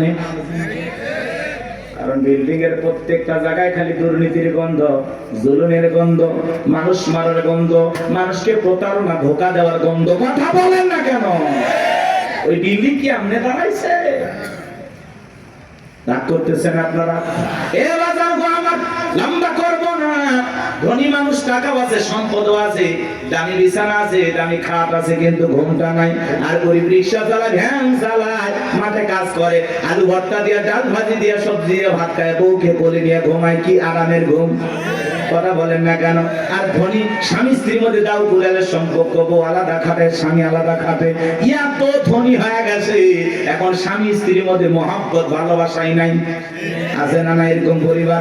ওই দিকে আর যাচ্ছি না বাজান, সামনে গেলে মহিলাদের ওয়াজ করব, চলেন না যাই। যে কথা বলতে যাচ্ছিলাম বাজান, ফিরাউনের চোখে ঘুম নাই। তার দরবারে জ্যোতিষী ছিল 400 জ্যোতিষী লিডার নাম দবিরা, বয়স হলো 320 বছর। দেখে বলে, দবিরা কেন জানি রাতের বেলায় ঘুমাইতে পারি না, আজে বাজে স্বপ্ন দেখে লাফায় লাফাই, কারণটা কি? দবিরা এবার ডেকে বলেন, এত অপেক্ষা করেন, একটু আমাকে সময় দেন। দবিরা সময় নিয়ে ভাগ্য গবেষণা করে বলেন, নেতা যদিও ছিলেন ভবঘুরে জবক তরমুজের ক্ষেতের লেবার, গোরস্থানের দারোয়ান, এরপরে মিশরের মন্ত্রী, বর্তমান রানিং বাদশা, আঙ্গুল ফুলা কলার গাছ। কিন্তু আপনার ভবিষ্যৎ জীবন বড় অন্ধকার। আগামী 3 মাসের মধ্যে বনি ইসরাইল সম্প্রদায়ের ভিতরে মুসা নামের একটা ছেলে জন্মগ্রহণ করবে। ওই মুসার কারণে রাজত্ব পাওয়ার ক্ষমতা থাকবে না নেতারে, এমনকি আপনার জীবন যাওয়ার সম্ভাবনাও দেখা যায়। এই কথা শোনার পরে ফিরাউনের মাথা ঠান্ডা না গরম? খালি গরম মানে রবিরা যদি বলতাম মুসা আসবে খানকা বানায় বসে বসে জিকির করবে, তাহলে মাথা গরম করতো না।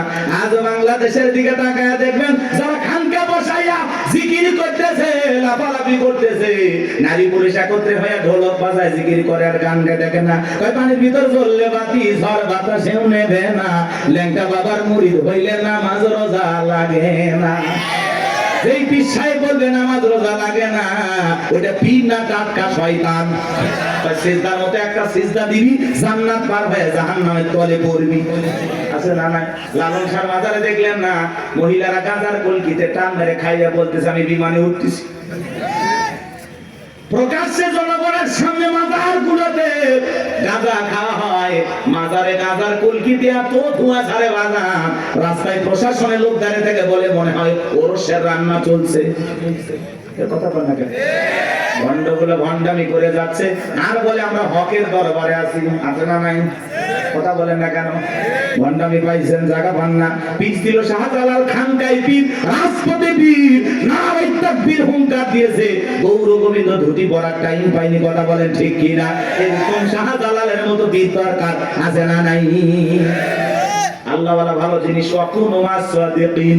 আল্লাহ বলে তোমরা সত্যবাদীদের সঙ্গে হও। যে পীরের পা থেকে মাথা পর্যন্ত নবীর সুন্নাত দিয়ে ঢাকা, যার চেহারার দিকে তাকাইলে আল্লাহর কথা স্মরণ হয়, এরকম আল্লাহ ওয়ালা যেখানে আমরা আছি সেখানে গাঁজাখোর, ভণ্ড, লালু বাবা, কালু বাবা, শিকল বাবা, তালা বাবা যেখানে, শয়তান আছে সেখানে। কথা বোঝা গেল? কোন ভণ্ডদের কাছে আমরা যাব না ইনশাআল্লাহ।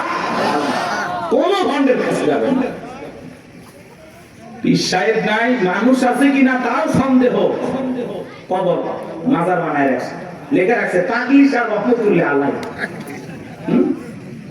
উপরে লেখা মাহবুব সুবহান, ভারতের কামান, জামানার জামান। আছে না নাই? এক এক পীরের নাম, আল্লাহ হেদায়েত দান করে। ভণ্ড পীরের ওয়াজ বেশি করবো না, কষ্ট হচ্ছে আপনাদের। এই ভণ্ডদের কাছে যাওয়া যাবে? এমনও পীর আছে মহিলা মুরিদ দেখে মাথা ঠিক থাকে না, 2 হাত বাড়ায় বলে মাই আয়। মহিলা চিন্তা করছে এত বড় আল্লাহ ওয়ালা আমারে ডাকে, যদি বুকে না যায় জাহান্নামে জায়গা হবে না। পীর সাহেবের বুকের ভিতরে ঢুকে গেছে, আর পীরের বুকের ভিতরে ঢুকে এত শান্তি পাইছে, আনন্দের ঠেলায় গান গায়, বাবা আমি তোমায় ভালোবাসি, তোমার চরণ ছুঁইতে বাবা তোমার কাছে আসি গো বাবা, আমি তোমায় ভালোবাসি। যে নারী স্বামীকে বাদ দিয়ে পীরের ফাটা পায় চুমা খায়, ওই নারীর চরিত্র ঠিক না। শুনে যান, আপনার পীর আপনার স্বামী। কথা বলেন, প্রত্যেকটা সন্তানের কাছে তার মা বাবা হলো পৃথিবীর সবচাইতে বড় পীর। কথা বলেন, জীবনে কোনোদিন মা বাবাকে ভাত দেয় না, পিতা মাতার জন্য 1 কেজি কমলা বেদনা কেনে না, পীর সাহেবের দরবারে গরু নিয়ে দৌড়ায়। পাগল দেখছেন? মা বাবার খবর নেয় না, পীরের বাবার খবরের অভাব নাই। আল্লাহ হেদায়েত দান করেন। গরু ছাগল নিয়ে কোনো পীরের দরবারে দৌড়াবেন না। আচ্ছা, উনি যদি আল্লাহ ওয়ালা হয়, ভালো আছে, তো গরু ছাগল দিয়ে কি করবে? এলাকায় কত গরিব নিয়ে বিয়ে হয় না, দেন না, গরুটা জবাই করে মেহমানদারি করা দেন, আল্লাহ খুশি হবে। এলাকায় মাদ্রাসা আছে, গরিব দুঃখী বাচ্চা পড়াশোনা করে, এতিম বাচ্চারা, একটা ছাগল মাদ্রাসায় দেন, ওরা জবাই করে খেয়ে আল্লাহ কোরআন তেলাওয়াত করবে, আর সে মালিক আল্লাহ খুশি হবে। আপনি মাজারে যায় ছাগল গরু দিয়ে, হ্যাঁ, রাত ভর্তি করে নিয়ে যায়, মাইক বাজারে গান গায়, দেখেননি? যা, কত কথা বলা যাবে না, কষ্ট হচ্ছে আপনাদের। কোন বাজারে টাকা পয়সা দান করবেন না। কথা বলেন, হ্যাঁ, কোন মাজারে যদি মসজিদ থাকে, মাদ্রাসা থাকে, সেই জায়গায় আপনি দান করতে পারেন। শুধু মাজার এমন জায়গায় 1 টাকা দেবেন। কথা আপনার যা বলতেছে আপনি তাই করবেন। মাজারে কেন টাকা দিচ্ছেন? উনি আল্লাহ না ভালো আছে না, টাকা দিয়ে কি করবে? আগে কিনে খাবে। আপনি মাজারে কেন টাকা দিচ্ছেন? এতিম অসহায় প্রতিবন্ধী হাত পাতে 5 টাকা দিতে পারে না, আর মাজারের দান বক্স থেকে 1000 টাকা 500 টাকা কেমনে ঢোকান? টাকা যেটা মানুষের দরকার না মরা মানুষের? যেটা মানুষ কান দিচ্ছে হাত পাতে, আপনি সেখানে দেন না। আর মাজারে পিছাইবে একবারও ডাকলো না, এই মুসলিম টাকা দে, চাইছে ওই জায়গায় কেন টাকা দিলেন? বলেন কেন দিলেন? কিসের বরকতের আশা? সন্তান হয় না, 56টা দরবারে ছাগল মানত করে, মাজারে ছাগল দিলে সন্তান হবে, পাইছেন কোথায়? কথা কয় না, আরে ওয়াশ করলে হবে না, মাঝে মাঝে ওয়াশ করালে। আরে ভাই আমাদেরকে দেন, মাদ্রাসায় দেন, কথা কয় না। দেওয়ার লোক খুঁজে পান না, একটা মানুষ চোখের সামনে কান্দে মরে যাচ্ছে, ওই জায়গা দেয় না, ওই মরা পিসায় বোঝা দিয়ে এসেছে। ওই পীর আছে না, কলার গাছ আছে, আসলে কোনো মাজার কিনা আপনি জানেন? অধিকাংশ মাজার মিথ্যে মিথ্যে মাজার বানায় বন্যামি শুরু হয়ে গেছে, কথা ডেকে না। আল্লাহ যেন আমাদের হেদায়েত দান করেন, একটু জোরে বলেন আমি। আমার কথায় অনেক মাদার পূজারীরা বিরক্ত হয়েছে, অনেকে ফোন দিয়ে হুমকি দিছে, তোমরা আল্লাহ আল্লাহর বিরুদ্ধে কথা বলো, মরার আগে জবান বন্ধ হয়ে যায়। চিন্তা করছেন? ফরিদপুরে সালতা থানা আক্রোশী আছে না, আগে যাইতে পারি না, আমার সেই হুমকি দিত, এই থানা এসে তোর হাত পা কেটে নেব। এই গত 29 তারিখে ওই জায়গায় বয়ান করে আসে, কই হাত পাটা করতো না, হাত পা কাটার লোকগুলো খুঁজে পাইনি। কারণ ওই যে ওদের দেখে নিয়ে আমি একটু সাইজ করছিলাম, খবরদার এই ভণ্ডদের কাছে যাবেন না। হক্কানি আল্লাহ আল্লাহ ভালো, সেখানে আপনি যাবেন, কিন্তু ভণ্ডদের কাছে যাব না। যেখানে ইসলাম আছে সেখানে আমরা আছি, যেখানে ভণ্ডামি আছে সেখানে আমরা নারী পুরুষ একত্রে যেখানে। আরে ভাই, মহিলা মানুষ কাছে থাকলে মাথা ঠিক থাকে, কিসের জিকির? জিকিরের কথা মনে থাকবে। আল্লাহ হেদায়েত দান করেন। ওই জন্য তো ভণ্ডরা বলে মনের পর্দা বাইরের পর্দা, শুনছেন না? মনের পর্দা বড় পর্দা, বাইরের পর্দা খুলে ফেলা। মনের আলো বড় হলো, বাইরের আলো নিয়ে ফেলা। রাত 12টার সময় বাতি নিবেছে, এখন কি জিকির হচ্ছে আপনারা বুঝেন না। আল্লাহ হেদায়েত দান করেন। আমার ভাইয়েরা চলেন সামনের দিকে যায়। আজও পৃথিবীর জমিনে যারা মাজার নিয়ে বসে আছে, খানকায় বসে আছে, এদেরকে কেউ টার্গেট করে না। যারা আল্লাহর জমিনে আল্লাহর দ্বীনকে কায়েম করতে চায়, কোরআনের সমাজ ব্যবস্থা কায়েম করতে চায়, আল্লাহর আইন দিয়ে জমিনটা পরিচালনা করতে চায়, তাদেরকে টার্গেট করে করে ভিতরে ঢোকানো হয়। কথা বলে ঠিক কিনা? ফিরআউনের মাথা গরম হয়ে গেছে, হামানকে দেখে বলে, এটা তো হামান। এই দিগায় হামানের মাথায় কোনো চুল ছিল না, সাদে মাল নাই, বাম পাল্লো, পুরো মাথা ছিল ভারতের দমদম এয়ারপোর্ট। দেখে বলে, হামান রে তাড়াতাড়ি করে বল। নবীরা বলল, একটা মুসা নামের ছেলে জন্মগ্রহণ করবে, ওর কারণে রাজত্বের চেয়ার থাকবে না, ক্ষমতা থাকবে না, এমনকি আমার জীবনটাও নাকি চলে যাবে, এটা তো মেনে নেওয়া যায় না। হামান ডেকে বলে, নেতা টেনশন নাই, মাইট ইজ রাইট, জোর যার মূল্য তার, পাওয়ার রাজত্ব আমাদের, ক্ষমতা আমাদের হাতে, আমরা যা বলবো মিশরের জনগণ তাই মানতে বাধ্য। বলে, কি করতে চাস? হামান ডেকে বলে, নেতা যত ছেলে সন্তান জন্মগ্রহণ করবে সবাইকে জবাই করে করে দুনিয়ার বুক থেকে বিদায় করে দেব, তাহলে আপনার শত্রু মুসার আগমন ঘটবে না। এমন কথা শোনার পরে ফিরআউন ডেকে বলে, হামান রে আসলেই তোর মাথায় বুদ্ধি আছে, তবে শোন, ছেলেগুলোকে জবাই করবি, মেয়েগুলোকে জবাই করবি না, কারণ ছেলেদের মধ্যে আমার শত্রু আছে, মেয়েদের মধ্যে কোনো শত্রু নাই। তার মানে চোর বলে মানুষ ভালো, মোবাইল নিয়ে গেল, সিম কার্ড খুলে দিয়ে গেল। কথা বলেন ঠিক কিনা? সন্তান জবাই করা শুরু হয়ে গেল, 3টা মাস অতিবাহিত হয়ে গেল। দবিরাকে ডেকে বলে, দবিরা এইবার গবেষণা করে দেখ, আমার পথের কাটা মুসা মরল না বাঁচলো। দবিরা গবেষণা করে বলে, না তার 3টা বর্ণনা পাওয়া যায় বাজান। একটি বর্ণনায় বলা হয়েছে 20,000, আর একটি বর্ণনায় বলা হয়েছে 24,000, আর একটি বর্ণনায় বলা হয়েছে 80,000।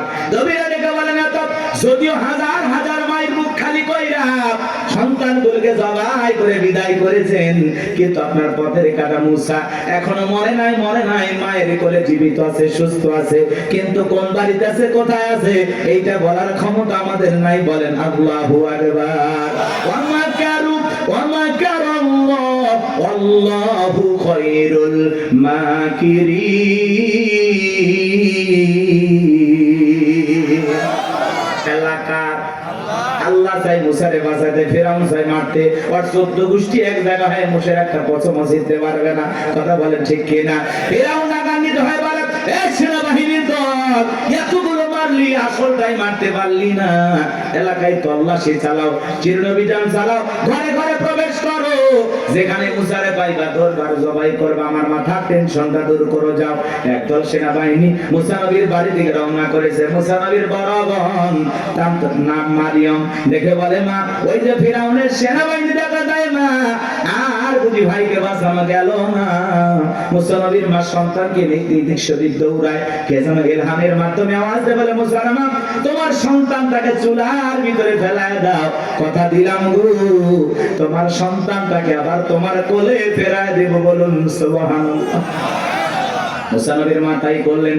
লম্বা ঘটনা বাজান সংক্ষিপ্ত করে বলে দিয়ে যায়, ফিরাউনের সেনাবাহিনী তল্লাশি চালাইয়া তন্ন তন্ন করে ঘর বাহিরে সব জায়গায় খুঁজে তারা চলে গেল। এইবার মুসা নবীর মা চোখের কোনায় পানি নিয়ে কাঁদেন আর মনে মনে ভাবেন, সন্তান বুঝি আগুনে পড়ে কয়লা হয়ে গেছে। কাছে যায় তাকায় দেখেন, না না, মুসা নবী আগুনে পড়ে নাই, মুসা নবী চুলার ভিতরে পড়ে মুস্কি মুস্কি হাসতেছি। সন্তানটাকে কোলের মধ্যে নেবেন, কে যেন তাই আওয়াজ দেয়, বলে, মুসার মা, কতদিন জালেম ধরে ভয় লুকিয়ে রাখবা, সিন্ধুক একটা বানায়া দরিয়ার বুকে ভাসায়া দাও, কথা দিলাম গো, তোমার ছেলেটাকে আবার তোমার কোলে ফেরায়া দেব। মুসা নবীর মা টেনশনে পড়ে গেলেন, সিন্ধুক পাবেন কোথায়? পরের দিন সকালবেলা কে যেন ডেকে বলে, মিস্ত্রি লাগবে মা, আমি একজন মিস্ত্রি। মুসা নবীর মা তাইকে বলে, মিস্ত্রি দিকে আসো। জীবনে কেউ মিস্ত্রি বলে চিল্লাইলো না, তুমি কিসের মিস্ত্রি, কি বানাইতে পারো? মিস্ত্রি ডেকে বলে, মা, আপনি যদি মনে করেন এমন একটা সিন্ধুক আপনার দরকার, যে সিন্ধুকের ভিতরে আপনার সন্তানকে তুলে দরিয়ার বুকে ভাসায়া দেবেন, ও মা, চাইলে এমন একটা সিন্ধুক আমি বানাই দিতে পারি, তাই নাকি? বলে, হ্যাঁ। মুসা নবীর মা ডেকে বলে, মিস্ত্রি, তুমি তোমার মনের কথা বলেছো, এরকম একটা সিন্ধুক আমার প্রয়োজন। মিস্ত্রি ডেকে বলে, মা, কিছু যন্ত্রপাতি আছে, ধার দেওয়ার জন্য পানির প্রয়োজন হতে পারে, আবার না হলেও চলবে, আপনি একটু ভিতর থেকে পানি নিয়ে আসেন। মুসা নবীর মা ভিতর থেকে পানি নিয়ে এসে দেখে মিস্ত্রি সুন্দর একটা সিন্ধুক বানায়া দাঁড়িয়ে আছে। এবার সিন্ধুকটা হাতের মধ্যে দিয়ে মিস্ত্রি দৌড়ায়, পেছন থেকে ডেকে বলে, মিস্ত্রি, লোহার পয়সা কিনি বানা, কাঠের পয়সা কিনি বানা, তোমার পারিশ্রমিকের দামটা কিনি বানা। মিস্ত্রি ডেকে বলে, মা, যারা বিপদে পড়ে আমি তাদের উপকার করি, বিনিময়ে টাকা পয়সা গ্রহণ করি না। মুসা নবীর মা ডেকে বলে, মিস্ত্রি, এই বিপদের দিনে এত বড় উপকার করলা, লোহার পয়সাও নিবা না, কাঠের পয়সাও নিবা না, তোমার পারিশ্রমিকের দামটাও নিবা না, অন্তত তোমার নামটা বলে যাও, মাঝে মাঝে তোমার কথা মনে হলে আল্লাহর কাছে তোমার জন্য দোয়া করব। মিস্ত্রি ডেকে বলে, মা, আমি দুনিয়ার কোন সাধারণ মিস্ত্রি না, আমি আল্লাহর ফেরেশতা, আমার নাম জিবরাইল। এইবার সিন্ধুকের ভিতরে মুসা নবীকে তুলে দরিয়ায় ভাসায় দিলেন। আর মেয়ে মারিয়মকে বলে, মা, সিন্ধুক ভাসতে ভাসতে কই যায় খবর নিয়ে আসবি। ওই দিন বিকেল বেলা ফিরাউন তার প্রিয়তমা স্ত্রী আসিয়াকে নিয়ে আসছে সমুদ্রের সৈকতে হাওয়া খাইতে। মাঝে মাঝে বউকে একটু বিনোদন করা দরকার, আছে না নাই? হালাল বিনোদন। মাঝে মাঝে ভাবি কিনে কক্সবাজার চলে যাবেন যদি সামর্থ্য থাকে, কথা কয় না? বউকে পর্দা করাইয়া নিয়ে যাবেন। আমি কি বলছি, কক্সবাজারে যে হাফ প্যান্ট পরে গোসল করবেন, তাহলে গুনাহ হবে, কথা কয় না কেন? কিছু পোলাপান আছে বউ সুন্দরী, মাথা কাজ করে না, কক্সবাজার নিয়ে যায় ঘোড়ার উপরে তুলে সেলফি তোলে, সুন্দর করে সমুদ্রের পানিতে গোসল করতেছে, সেলফি তোলে। বিকেল বেলা আইডিতে পোস্ট করে বলে, প্রিয়তমার সাথে কক্সবাজারের প্রথম দিন কিছু ছবি তুলেছি দোস্ত তোমাদের দেখার জন্য, ভাবিকে বৃষ্টি ভিজা শরীরে কেমন লাগতেছে একটু লাইক কমেন্টসে জানাও। এর চাইতে মূর্খ বেয়াদব সমাজ আর কেউ আছে নাকি? যে নিজের বইয়ের ছবি ফেসবুক আইডিতে ছাড়ে, এর রুচিতে সমস্যা, কথা বলে। এই বউ হলো পার্সোনাল জিনিস, একান্তই আমার, এটা পাবলিসিটি করার জিনিস না, কথা বলে না। এমনিতে নিয়ে মানুষকে জ্বালায় আছি আমরা, তার উপর আবার বইয়ের ছবি ফেসবুকে ছাড়ে, কত পাগল আছে না? না হুজুর এখন একটা গান বানাচ্ছে, শোনি, কথা কয় নাকি?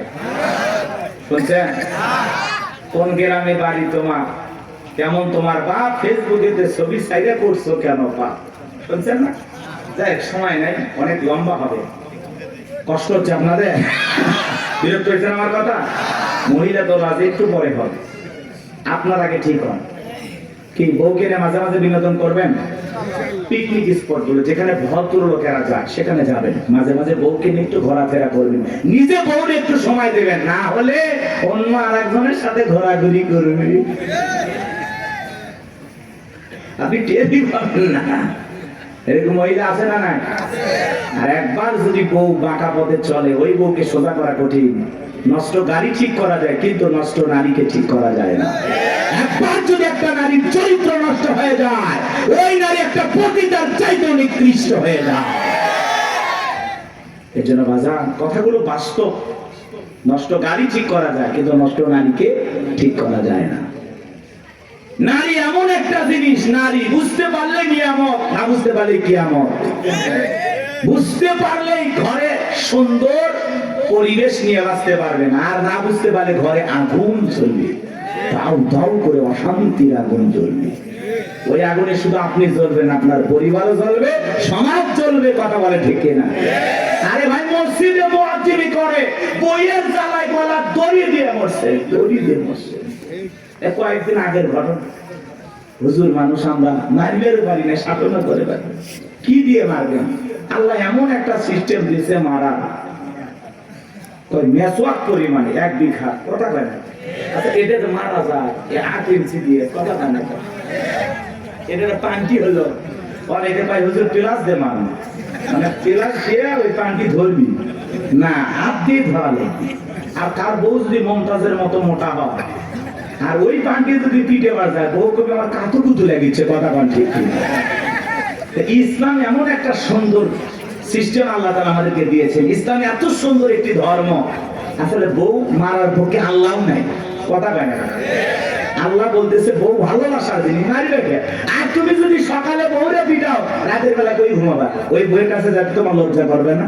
কথা কয় না? আর পাগল, কিছু পাগল আছে না, বউরে এমন পিটান পিটা, যতক্ষণ আব্বা ডাকছি ততক্ষণ ছাড়বো না। মানুষের গৌরী এত মারিস কেন? ভাই মারবো না। এই বেহানারি বাবার কাছে আমি 1.5 লাখ টাকা পাই, মাত্র 1 লাখ টাকা দিয়েছি, এখন আমি 50,000 টাকা পাই। ও মনে হয় শ্বশুর বাড়ি থেকে হালখাতার টাকা পাই। এরকম যৌতুক লোভী কিছু আছে না? না, যারা যৌতুকের জন্য বউকে পিটায়, এরা হলো ছোট লোক। কথা বলেন, এরা সমাজের জঘন্য লোক। কথা বলেন, এই পুরুষ না টাকা ইনকাম কর, যা ইনকাম কর, শ্বশুরের টাকা লোক। কাঁচা পায়খানা খাওয়া যেমন হারাম, কন্যা পক্ষের কাছ থেকে জোর করে যৌতুক দাবি করা তেমনি হারাম। তো যৌতুকের টাকা না খাওয়া 2 কেজি খা। কি সাকত ভাই, মন খারাপ করতেছেন? এই লোক চলবে? রাগ করতেছেন নাকি আপনারা? ভাই যৌতুক নিয়েছেন নাকি আপনি? উঠতেছেন কেন? তাকবীর দেন, লিল্লাহি তাকবীর। আমার ভাইরা গভীর মনোযোগ দিয়ে শুনবেন বাজান। সামনের দিকে গেলে একটু কষ্ট হবে আপনাদের, কষ্ট হচ্ছে? চলেন সামনে গেলে মজা পাবেন বাজান। এইবার ফিরাউনের কাছে সিন্ধুক চলে আসলো, সেনাবাহিনী সিন্ধুকটা ধরে নেতার কাছে নিয়ে গেছে। ফিরাউন ডেকে বলে, সিন্ধুকটা খোলো তো দেখি। সিন্ধুকটা যখন খোলা হলো, সবাই তাকায়া দেখে সিন্ধুকের ভিতরে মনে হয় পূর্ণিমার চাঁদ উদয় হয়েছে। আসিয়ার চক্ষু শীতল হয়ে গেল। ফিরাউন ডেকে বলে, তরবারি আন, জবাই কর। এইটাই মুসা। আসিয়া বলে, থামো, খালি মারাই শিখছো, এতগুলো মারলা তাও কি শান্তি পাইলা না? ও স্বামী, এই ছেলেটাকে মারার আগে আমার একটা প্রশ্নের উত্তর দাও। এই যে সিন্ধুকটা দেখা যায়, এমন কাঠ কি তোমার দেশে পাওয়া যাবে? ফিরাউন কাঠটা নাই গেছে, বলে, বিবি রে, এই সিন্ধুকের যেমন কাঠ, এমন কাঠ আমি কেন আমার বাপ দাদা 14 পুরুষও কেউ দেখে নাই। আসিয়া বলে, স্বামী, এটা ভিনদেশী কারো সন্তান, বাঁচতে বাঁচতে আমার দেশে আসছে, এই ছেলেটাকে আমি মারতে দেব না। এই ছেলেটাকে আমাদের পালক পুত্র হিসাবে লালন পালন করতে চাই। জোরে কোন মারহাবা। কথায় আছে, যেখানে বাঘের ভয় সেখানে রাত হয়। যারে খুঁজতেছে মারার জন্য, আল্লাহ তারই দায়িত্ব দিল লালন পালন করার জন্য। জোরে বলেন মারহাবা। আসিয়া যখন বলেছে, ছেলেটাকে আমি পালবো, একে আমাদের পালক পুত্র বানাবো। অনেক কঠিন স্বামী, কিন্তু মাঝে মাঝে বইয়ের আপত্তির কাছে দুর্বল হয়ে যায়। বলে ঠিক আছে মাইনা নিলাম। আর সে বলে শুধু মারলেই হবে না, ঢোল পিটায় খবর দাও ফিরাউনের ছেলে সন্তান যে দুধ পান করাবে মাসে মাসে তাকে বেতন দেওয়া হবে। বলে ঠিক আছে, ঢোল পিটানো হলো। হাজার হাজার নারীরা আসছে, মুসা নবীকে কোলে নেয়, স্তন খুলে মুখ লাগায় দেয়। আল্লাহ নবী মুসা আলাইহিস সালাম কোন মহিলার স্তনে দুধ পান করে না, জোরে কোন মারহাবা। সমস্ত নারীরা ব্যর্থ হয়ে চলে গেল। ওই যে মুসা নবীর বোন নাম তার মারিয়ম, ঈসা নবীর মায়ের নাম মারিয়ম, আর মুসা নবীর বড় বোনের নাম ছিল মারিয়াম। এইবার মারিয়াম দেখে বলে, ও রানী আসিয়া, এমন একটা ধাত্রীর খবর আমার কাছে আছে, আমার বিশ্বাস এই সন্তানটা দুধ পান করবে, তাই নাকি? বলে